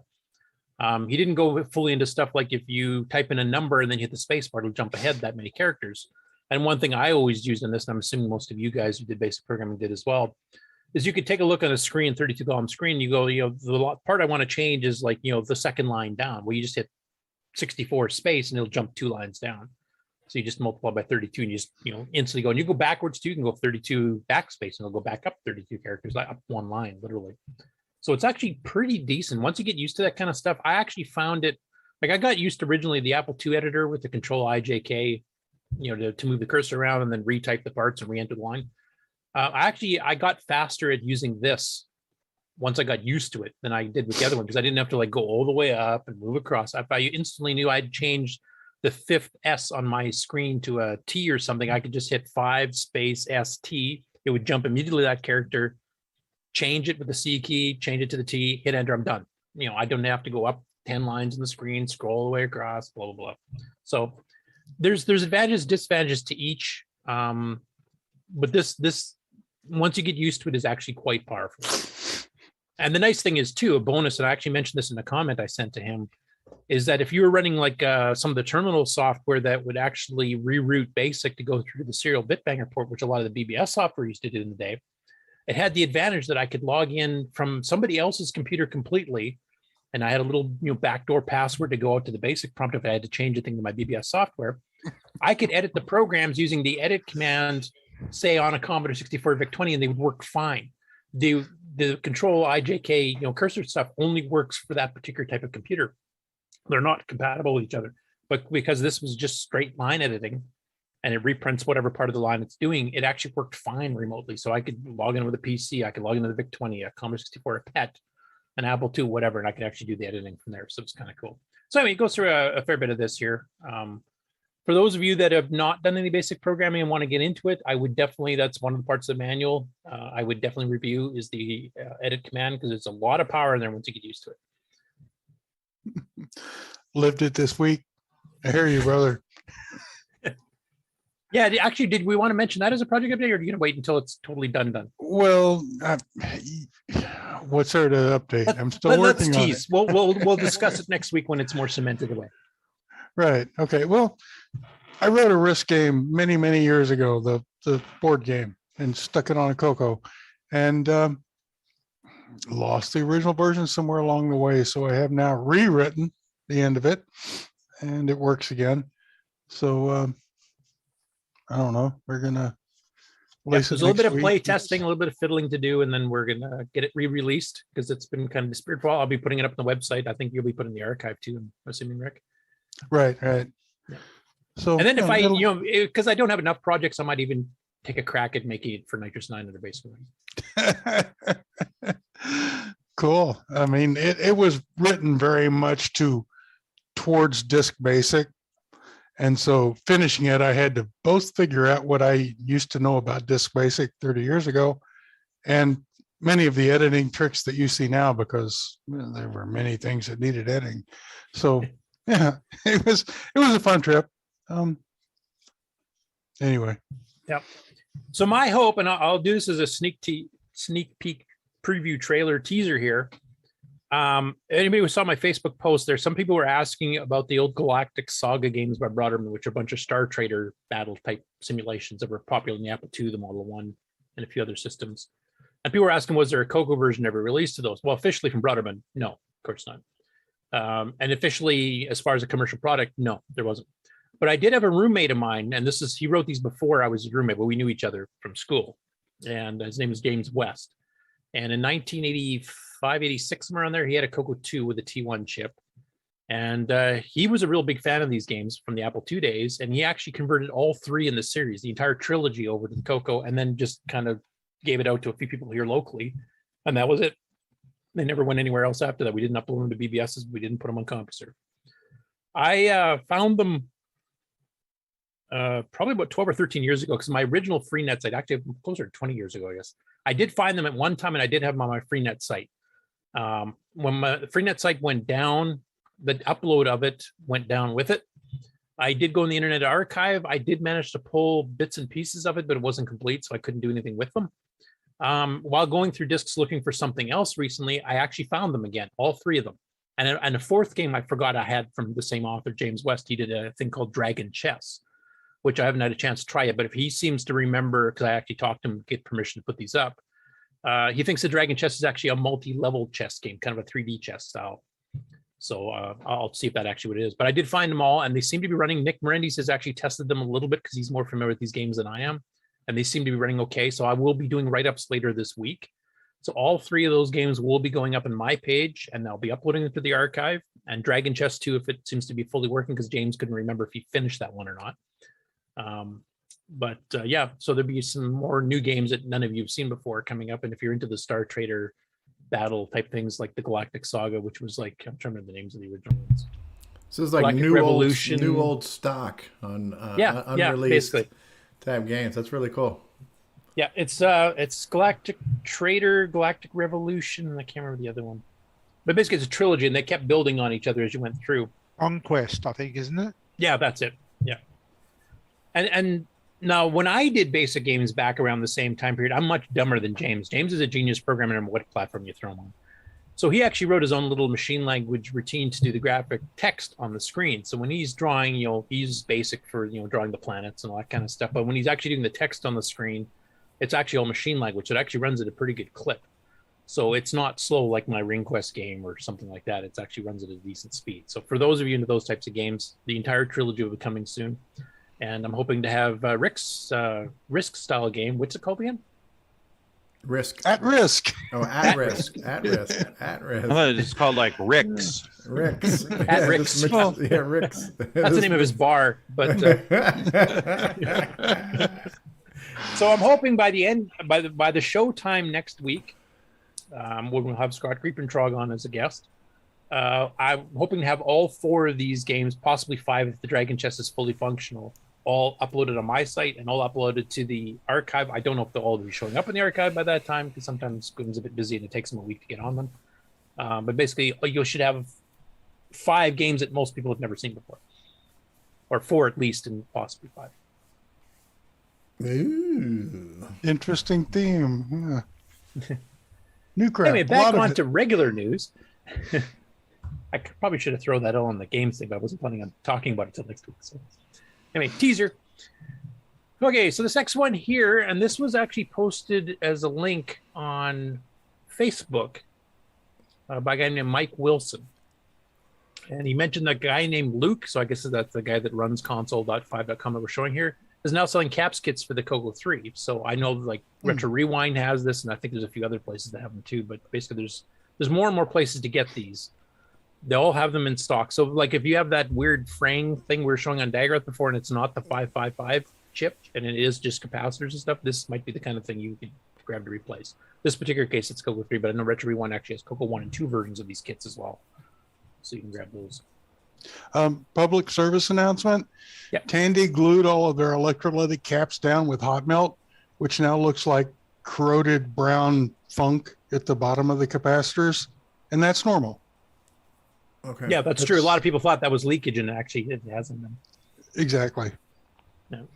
I mean, honestly, from what I've heard from you, Rick, and some other people that are into the hardware here, is that the CoCo, the capacitors and stuff that they were using were the better quality ones that generally don't tend to go bad that fast. It was more in the late 80s where the really crappy ones started coming out. That's why Amigos need these things done constantly.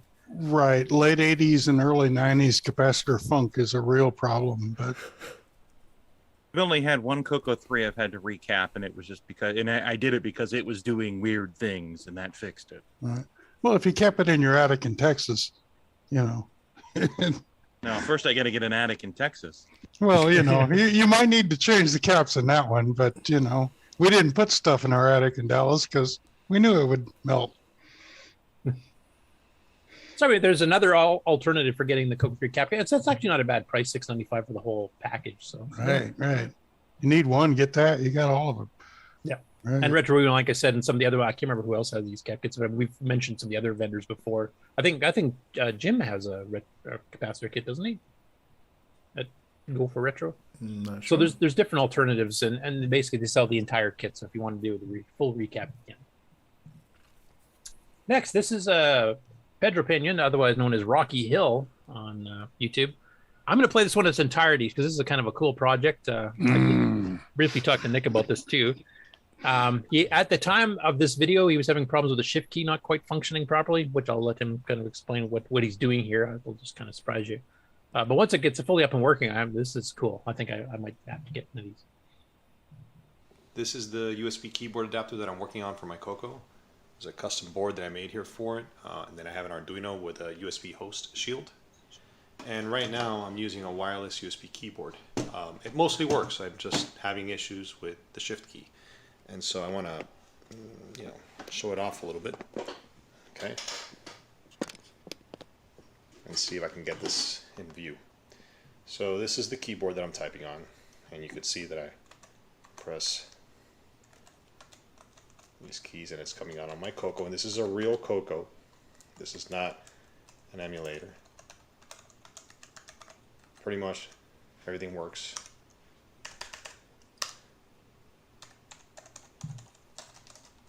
Except the shift key. I'm just having issues with the shift key and stuff like that. Like, well, I have it disabled right now, but when I clear works, I can clear the screen, enter of course, and all that. So the progress is good. I'll be able to type pretty soon, I think. And then once, I figured out the shift key problem, I should be able to make a small board that fits in there. So yeah. So how do you handle shift at when on the CoCo the at was a separate key? I'm sure you'll have to pick a different key press, just like all the emulators have to Like do. the bracket or something. Yeah. It'd be nice having, like, we've had AT and PS2 keyboard adapters for the CoCo before. I think Chris Hawk sell one, Cloud9 used to sell one. But they required the physical keyboards. And PS2 and the old AT keyboard, I mean, it's getting harder and harder to get those because they're not really made anymore. Everything's gone USB. So this will get us caught back up where we can use, like, completely modern stuff. I mean, Stevie, you're much more familiar with gaming and modern systems than I am. Like, what are the gaming keyboards? Do they have like special keys that you might be able to remap and make useful on a CoCo? Not necessarily. Sometimes they color code the WASD keys, which are the arrow keys that are typically most PC games. You use your left hand for arrow keys, so W and S are up and down, and A and D are left and right. So a lot of times they'll emphasize those either in a different color or outline them differently. There's not really any special gaming keys, honestly. Okay. But you have a much wider plethora of keyboard choices when you can do a USB type keyboard, wired or wireless. And the other thing you can do too, which has been done on some of the PS2 ones, like Mark's adapter, I know does, is that you have all these extra function keys and stuff that don't normally, like we have F1 and F2, but you can actually have these programmable on the Teensy or whatever board he's using there, like the controller, and have it so that if you define a key on your keyboard to do a whole string of characters like Load M Sailorman or something like that, you can actually just hit one key on the keyboard and it'll type the whole thing in for you. So there's a lot of opportunity for some shortcuts and stuff. I can see some stuff I do in Nitrous 9 that would be awesome to have. Well, an interesting thing too would be to maybe interpret the caps lock key to be the caps. You have to do Shift 0 on the CoCo to get the inverted text in lowercase. So maybe capture caps lock and have that work. Because he did say he has a pi in the middle of this, so yeah. So tab, there's not really a tab key, so the tab key could maybe be used for something, and that'd be kind of interesting just to open up some possibilities on, what's your break key going to be? Is that going to be delete? Because we've got delete, or escape, escape. See, then also you can map the keys differently if you're running Nitrous 9, so maybe you can have alternative sets, because we do have some of those extra keys that you just have to use odd things like Control right arrow to do an insert character, or Shift right to tab or whatever. So here's one I want: alternate key maps, so it either matches your keyboard with the @ over the 2, or it matches your CoCo with the quote over the 2, so I could touch type on my regular keyboard without having to change my brain between CoCo keyboard and typewriter keyboard, because they're different, and I can't do that. It really messes me up. I have to either write all day on my PC or write all day on my CoCo. I can't flip back and forth. Yeah, I mean, one thing I would like to do is, like, when Bill and I did the TC9 keyboard drivers way back, which is an AT keyboard, we made some alternative key sequences specifically to that. We did, I think it was Alt 11 and Alt F12, where your forward window, backward window, for example, and tab would actually, tab over in some of the video editors and stuff like VED and stuff. So it was running like you would expect it to. And I would love to be able to duplicate that functionality again with a modern keyboard on the CoCo, and having wireless too. I mean, I don't know if there's too many of the PS2 wireless stuff back in the day. but being able to just relax, like Stevie would do, sit back in his couch and play Phantom Slayer, or Dungeons while of relaxing. He doesn't have a heart right? attack. Yeah, play Dungeons of Daggorath from the couch on the big screen. Yep. Like that idiot from the book. Like that idiot from the book. Now, there's a comment here, and this is, I don't know enough about USB protocol for keyboards, but Dave Vigoury is saying Shift has been a small headache for his as well. So I'm not sure what is so special about the Shift key that is causing issues with a lot of these projects. I don't know what as far as I remember from when I programmed the AT keyboard, maybe it's different on USB, but Shift was just another key sequence. And you just flagged like the Shift is held down type thing. The AT keyboard had key press and key release codes it would send back. The Shift is usually a modifier, just like the Control and the Alt. Yeah, but as far as the low-level hardware of the keyboard, it's just another key, as far as I remember. There's nothing unique about it differently than... The only oddball one is that stupid print screen thing, because it actually did jam out a sequence of characters. Well, there's also the sys request, too, on the print screen, yeah. I don't know, does the Shift key actually return a character string? I thought... I have to find my TC9 driver. I thought it did. I think it's a flag. Yeah, but though. again, over the USB, it might be different. Like maybe on a direct attached hardware-based keyboard, you might have been able to detect something, but maybe USB you can't. Like what you're saying, if it's a modifier and you can only detect the key, the combination of Shift plus key versus, detecting Shift on its own. Who knows? Mikey actually responded here. He says in USB and Bluetooth, it's a modifier tracked by a flag rather than a key, so it's not doing the same as an AT. Okay. But in the PS2, he says it's a scan code. So it's a funky caps lock or something. Okay. Yeah, because I remember when we did the AT keyboard driver, that definitely was giving us scan codes, because I remember having to write that. Right. Okay. Okay, so I didn't realize it was different. Now, does this mean that the proper CoCo 3 or 2 keyboard is unplugged and disabled? I'm not sure how his board works, or if it can be done as a pass-through. I'm not sure. Yeah, or pass-through, or even just a little switch that you can split between them if you want to change. Because there are some games or something you want the CoCo. But you've seen the people who've done the mods, and they've gotten those little LED keys that fit inside the CoCo case. That would be kind of cool to have a modern keyboard on a real CoCo that has like the backlights and and now we're kind of getting back to the laptop chiclety type keyboard. But if it was RGB backlit and modern and it was USB connected to the CoCo, that may be kind of cool. Yeah, I agree. So hopefully Pedro can give us a bit of an update. Maybe even pop on the show here. Yeah, this is a path that Mr. Dave has been down before. So if Pedro, if you're listening now or later, you might want to hit up Mr. Dave on Discord. Maybe you guys can swap some war stories on some of the struggles and solutions to those challenges. Yep. Damn shift keys. Yeah. Back in my day, the shift key registered a control code. None of this flag crap you youngins are using.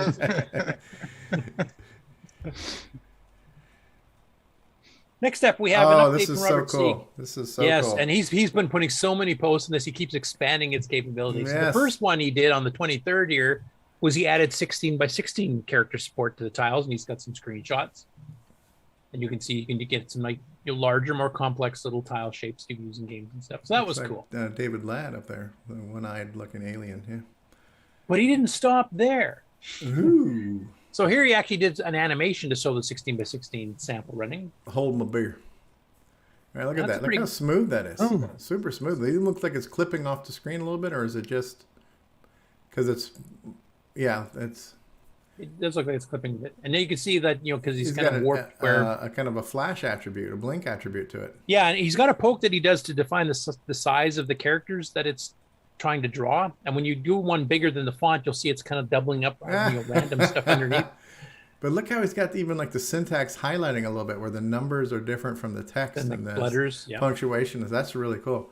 Hey, Alexander Wallace, greetings and salutations. Same to you. Yeah. And then he released a YouTube video here that's actually quite long, which gets into some details, including you can see little snippets of the source code in the background here. Yeah. And he does a Game Boy. So this Game Boy editor we've talked about, he actually shows him running it here and actually using it. And you can actually specify to just do the 4 colors of the 2 color sets, the green, blue, red, yellow, and then also the cyan, magenta, orange, white, and you can actually define your characters in the Game Boy editor that already exists and is a free download. Mhm. So you don't have to write any special utilities or anything else to do it. So he kind of goes through there on this video here. I'll just go a little bit. This is where he's showing some of the 8x16 sprites. So it's this regular width, but twice as high. Various sprites I made, and these are 8 pixels by character. But if you Oh, look at that. Stick of dynamite. half, between 2 or half, 6, so it only drops. I think it's an explanation of how the whole thing works, and I love you can the see the blinking- cursor's trying to blink there. So Yeah, it's- that is so cool. Even numbers. So that's how. Now, for now, that's the way I'm gonna keep it. So anyway, he went through all that for a while, and then he decided to update it again. Hold my beer again. This is a Hold my other beer. 24-minute video. Yeah, let's just run it, and you can see what I've done here. So now he's doing Wow. 32 by 32 tiles. Ooh, donuts. Did he get Nick Marenti's blessing to make a donut-based thing on a CoCo? I think he showed Nick Oh. this video here, and once Nick saw the pretty girls, he just Yeah, didn't worry about the is donut that one there anymore. topless, or is she just wearing a yellow shirt? So, for the sake of our ratings, I'll say she's wearing a shirt. Yellow shirt. More this program has. Just a sample. That'd be vulgar of us to show computer nudity on this show. Yeah. Um, Then he goes into the actual thing where you're setting your map display and the widths inside of the tiles and stuff here. They're more designed to as a font that way. And then here he's kicking it into P Mode 3, which the VDG and the MC10 supports, but of course only 4K is addressable as video RAM, which is where that garbage is starting to show up at the bottom. But as you know, and I think didn't you get this mod done by Zipster or somebody where you can actually yeah, you upgrade? have the onboard 8K, but then you need a special basic for it. But yeah. Well, this actually is using MCX 128 basic, so you actually can run a full 128 by 192 or a 256 by 192 screen modes on the MC10 with these tiles and everything done in machine language for you. Instead of 6. It's insane. And you can do a CLS, say 2. And here's that Game Boy editor here where he's Yeah. kind of got the two style sets in the bottom, or the two color sets, I should say, in the bottom there, and you can kind of edit, and you can vary between the 8x8, 16x8, 8x16, 32x16, 16x32, 32x32. Save these and control in memory very easily. All of it is super easy. And so anyway, then if we poke, I'll just play a little clip here when it's showing some stuff. You can kind of see he's doing the double high, so it's doing the wonky. Yeah. Normally you would set these things for graphics or text, depending what you're doing. But type in the wrong thing. Okay, so now we're in 2. Now we're going to go to 3. Now in 3 it's 16 times 16. See? So if we go CLS 2 colon print at 128, that just puts it down a little ways out of the way, comma, quotes, quotes, semicolon, enter. Well, that looks funny. What happened? That looks Well, I've funny. One, one thing that you can do, this will be more useful. 580 colon CLS 1 But he actually has some documentation on how this works, and it's actually pretty easy. You don't have to So do a he's lot kind of of programming hacked basic. basic to. First, I think.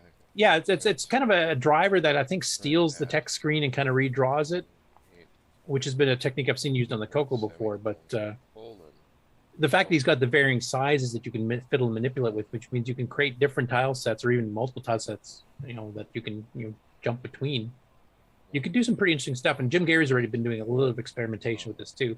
And if they can combine this with Greg Dion's compiler, that would be awesome. Though I think Yeah. that's not quite working yet. But back into mode 3. Okay, so he just did a CLS command. Now he's printed a 32 by 32. a donut broken up into pieces there. And you'll still recognize the top line here. see, now you're seeing it drawing 4 lines at once because he's defined it as a 32 by 32. Yeah. And his partial donut cursor, which is awesome. Yeah. Donuts. And there he's drawn the donut itself. 60 and there's cubed. What Switch hell back to does the that- lower res. Oh, now he just put a whole thing up on the screen there. Done that. Donna. Ooh, Donna and donuts. And then he goes through some of the technical details here, which unfortunately got a little bit cut off. But he explains how all this works and how to set the different modes and the different tile sizes, etc. That's insane. 1, 2, 4, 2. So he's been doing a lot of progress on this lately, and I know he's had some queries in the MC10 group of people that want to use this engine to do their own stuff because it's all written in machine language. It runs at a pretty good clip, and there's a lot of stuff you can do with this. So Absolutely. I'm really interested to see what some of the MC10 programmers, besides just Jim Gerrie himself, can do with this. So keep up the great work, Robert.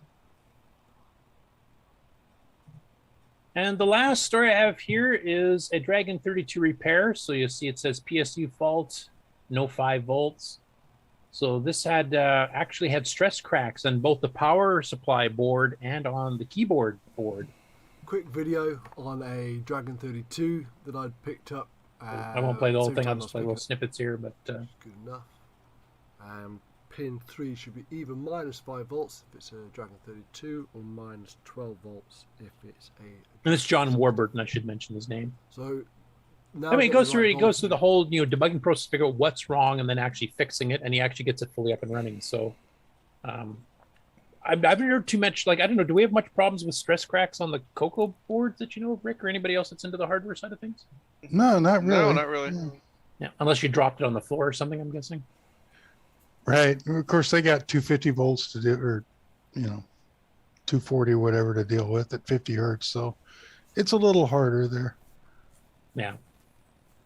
So everybody who has a Dragon, like particularly the PAL version of the Dragon here, and they're hitting some of these weird issues, this is a good tutorial video on some other things to check for, rather than just a blown chip or something, but just a crack in the motherboard where the signals aren't getting across.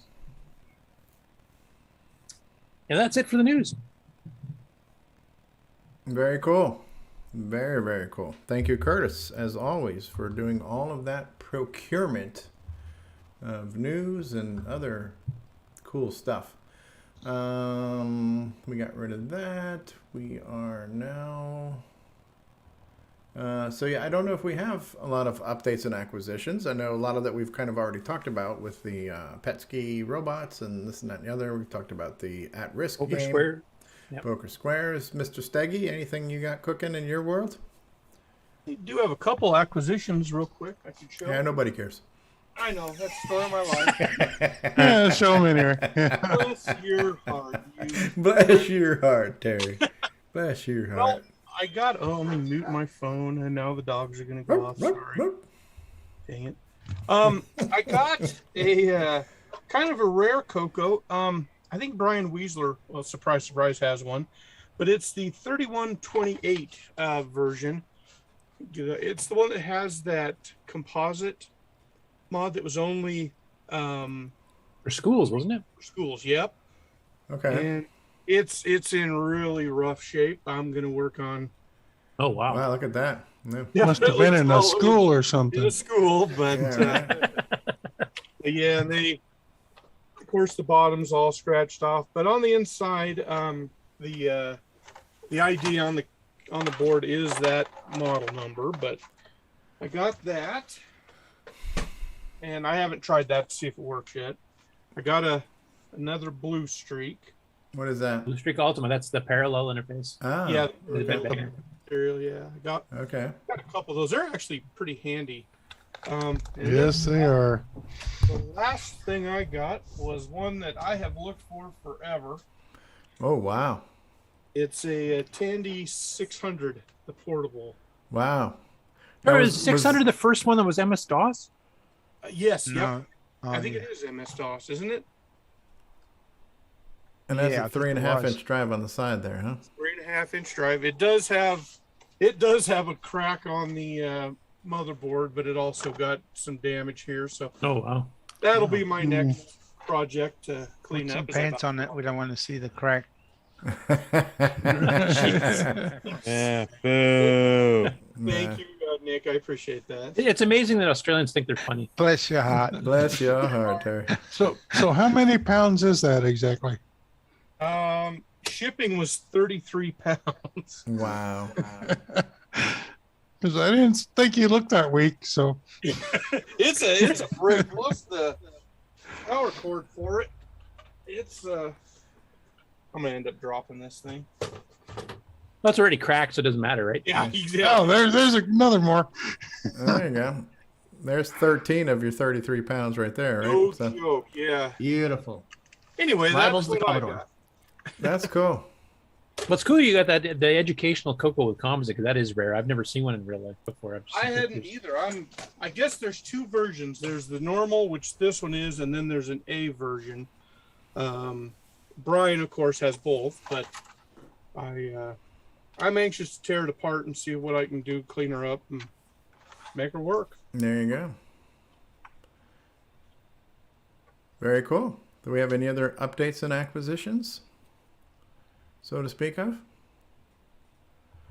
Well, I don't know if this counts as an update or not, but can you guys see behind me on my wallpaper where it says the Cocoa Pie project? Cocoa Pie. Yeah.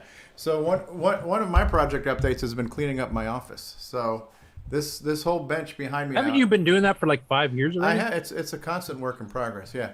But this whole bench behind me is where I used to sit. And so now I've moved my desk to the other side of the office, and now I have an 8-foot wide table that I can work on, and I've got room to do stuff now. And right now that's my Cocoa Pie hooked up on a TV. But you can see there that you can actually read what's on the screen there, which is kind of cool. And part of the reason why you can do that is that my other acquisition is this new camera that was kind of told. I learned about this camera when I did that retro repair rewind thing. And this is a new Logitech camera, and I'm actually kind of zoomed in on it right now. So this camera is insane, right? And you can change your field of view. This is a 90-degree field of view. You can see how much more crap I have in my office than I do. So that's 90 degrees. This is 70. Wide angle. Yeah, wide angle. You can see I actually behind me, I'm starting to clear up. I'm creating space, which means I'll have room to have real hardware in here again, like a real CoCo, and work on stuff. And I got my CoCo Does the Pi, software for this camera like have filters and stuff too? It Like does, can you screen out that ugly face we're seeing on the screen right now? yeah, absolutely. Can you add the kitty cat ears? Yeah. So then I have the 78 degree and then the 65 degree, and then I can actually zoom in and I can do pan tilt, zoom, all kinds of stuff, right? So it's a really cool camera. So I'm hoping to be able to take this camera and do some stuff on the bench behind me and do some videos on working on stuff and looking at stuff like that. So I'm just trying to reorganize my space where I have room to do stuff. But the thing I love is that you can see the word Cocoa Pie on the TV screen. What I've found with webcams is they have a really hard time focusing on the background, you know? So the fact that you can see the foreground and the background is pretty cool. So it's a means neat... it has a big depth of field, large Yeah, depth of field. Right. Yeah. Big league. Yes. So it's show like us your... $150 for like this webcam. Yeah. What's the model number? Well, you want to know the serial number? I don't need the serial number. No, so show us your camera. With your camera. Yeah, get out. Yeah, the one thing it can't take a picture of is itself, man. Well, I could get my what cell mirrors phone are out. for. I could get my cell phone out and join. You Zoom. get a mirror. Yeah. It's a Logitech something 4K. I don't remember. Yeah, it's the a model Brio number. 4K something or another. This but is yeah, very Logitech. cool. But I mean, so there's my Cocoa Pie back there, which I just got up and running again, and just got the latest updates on that. I'm actually now trying to use the QB compiler on there too to work on my adventure game engine to run on the Cocoa Pie. And I ran into some issues that I'm not sure if it's the compiler or something in my code. So Ron Klein and I have been messaging back and forth, but I want to get part of the whole goal of this project was, even though it's not necessarily a CoCo project, it'll at least be a Cocoa Pie project where my adventure game will run on the Cocoa Pie and will be updatable through Cocoa Pie updates and stuff like that. So yeah, and so I'm planning on getting some real hardware back on the bench and playing with real CoCos, and so that's why I kind of got inspired to do that Dungeons of Daggorath test, to run it on a CoCo 1 and a CoCo 3 to see if I can see the difference, you know. Your Office is looking good. Would you like some constructive criticism? Yeah, sure, Terry. If you just take your headset off and go in the other room. You want me to take my headset off and go in? Is that the constructive criticism? That was going to help you. It looked great. Yeah. Look great and sound good. Yeah. Oh, there you go. There you go. Bless your heart, Terry. Bless your What is heart. this like? You Let's split up. I'll go left. Yes. I So, couldn't resist. Sorry, Stevie. It good looks job. awesome. Thank you. You're too kind. Yeah, actually, I do like that setup. I mean, all kidding aside, there that'll be really nice for you showing up stuff on the Pi or any projects you're doing because you got that wide table you can zoom in on. So. Right, and the TV is on a stand behind the table. So I have the full surface area of the table. So that TV is essentially, it's like a poor man's wall mount because it's just on a vertical TV stand. So I have all the surface area of the thing, and I can move it around. So yeah, I want to be able to mess around with real hardware. And right now, because I'm doing so much like work for my day job, I'm getting a lot of upgrades and repairs that I don't do as much, but I'm getting a lot more of that. So I found as I'm doing more like repair work at home, I needed more space at home to do real work. And now this is going to be a multi-purpose bench for work and pleasure, you know, so that's the plan, Stan. And Cool. I'm loving this camera. I am absolutely loving this camera. Who's Stan? Yeah.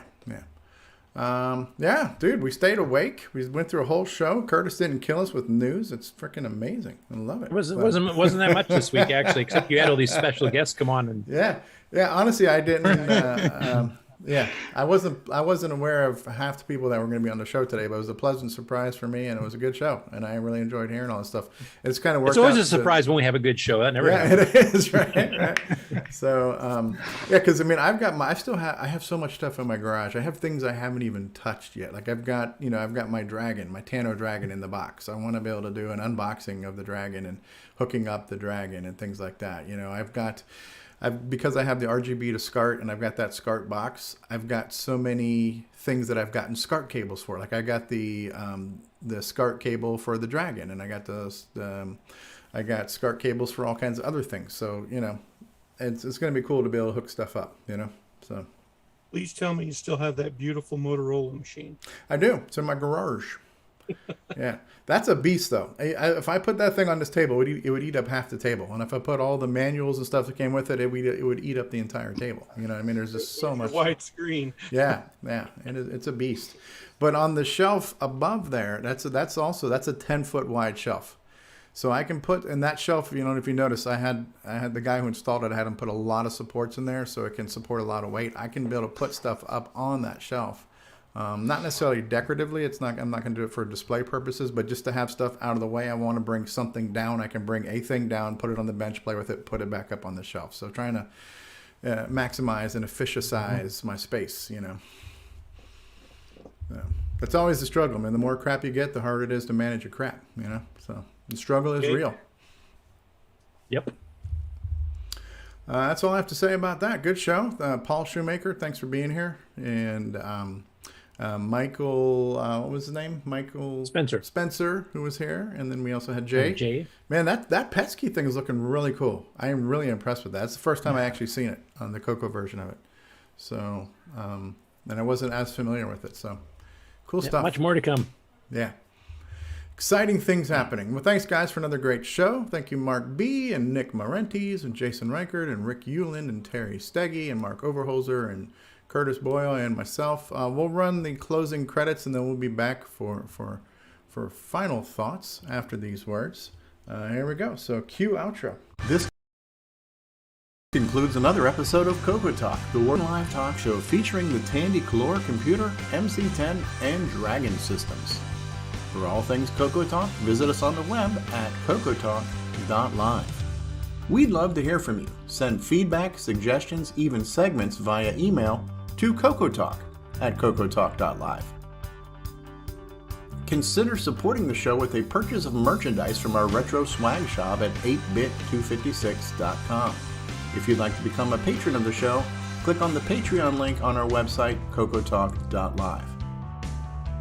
CoCoTalk would not exist without the community, its cast, crew, and contributors. Thanks go to Alan Murphy, Amigos Retro Gaming, Bill Noble, Brian Joyce, Brian Weaver, Curtis Boyle, D. Bruce Moore, Danny O'Connor, David Ladd, Eric Canales, George Jansen, Grant Leedy, James Diffendapper, Jason Reichert, Jim Brain, Ken Reichert, Ken Waters, Mark Bosley, Mark Overholzer, Mikey Furman, Mr. Dave 6309, Nick Marentes, Nick Marotta, Nick Marotta, Paul Fiscarelli, Richard Lorbieski, Rick Adams, Rick Hewlin, Rob Inman, Ron Delvaux, Samuel Gimes, Sloopy Malibu, Steve Bjork, Terry Steege, Tom C., and many, many more. Please help support the CoCo community. A list of various contributors and resources are available at imacoconut.com. That's imacoconut.com. The original CoCoTALK theme song is copyright 2008 by D. Bruce Moore and Greg Sheeler. The new CoCoTALK theme song is copyright 2020 by D. Bruce Moore. Both are mixed, mastered, and produced by D. Bruce Moore. CoCo forever!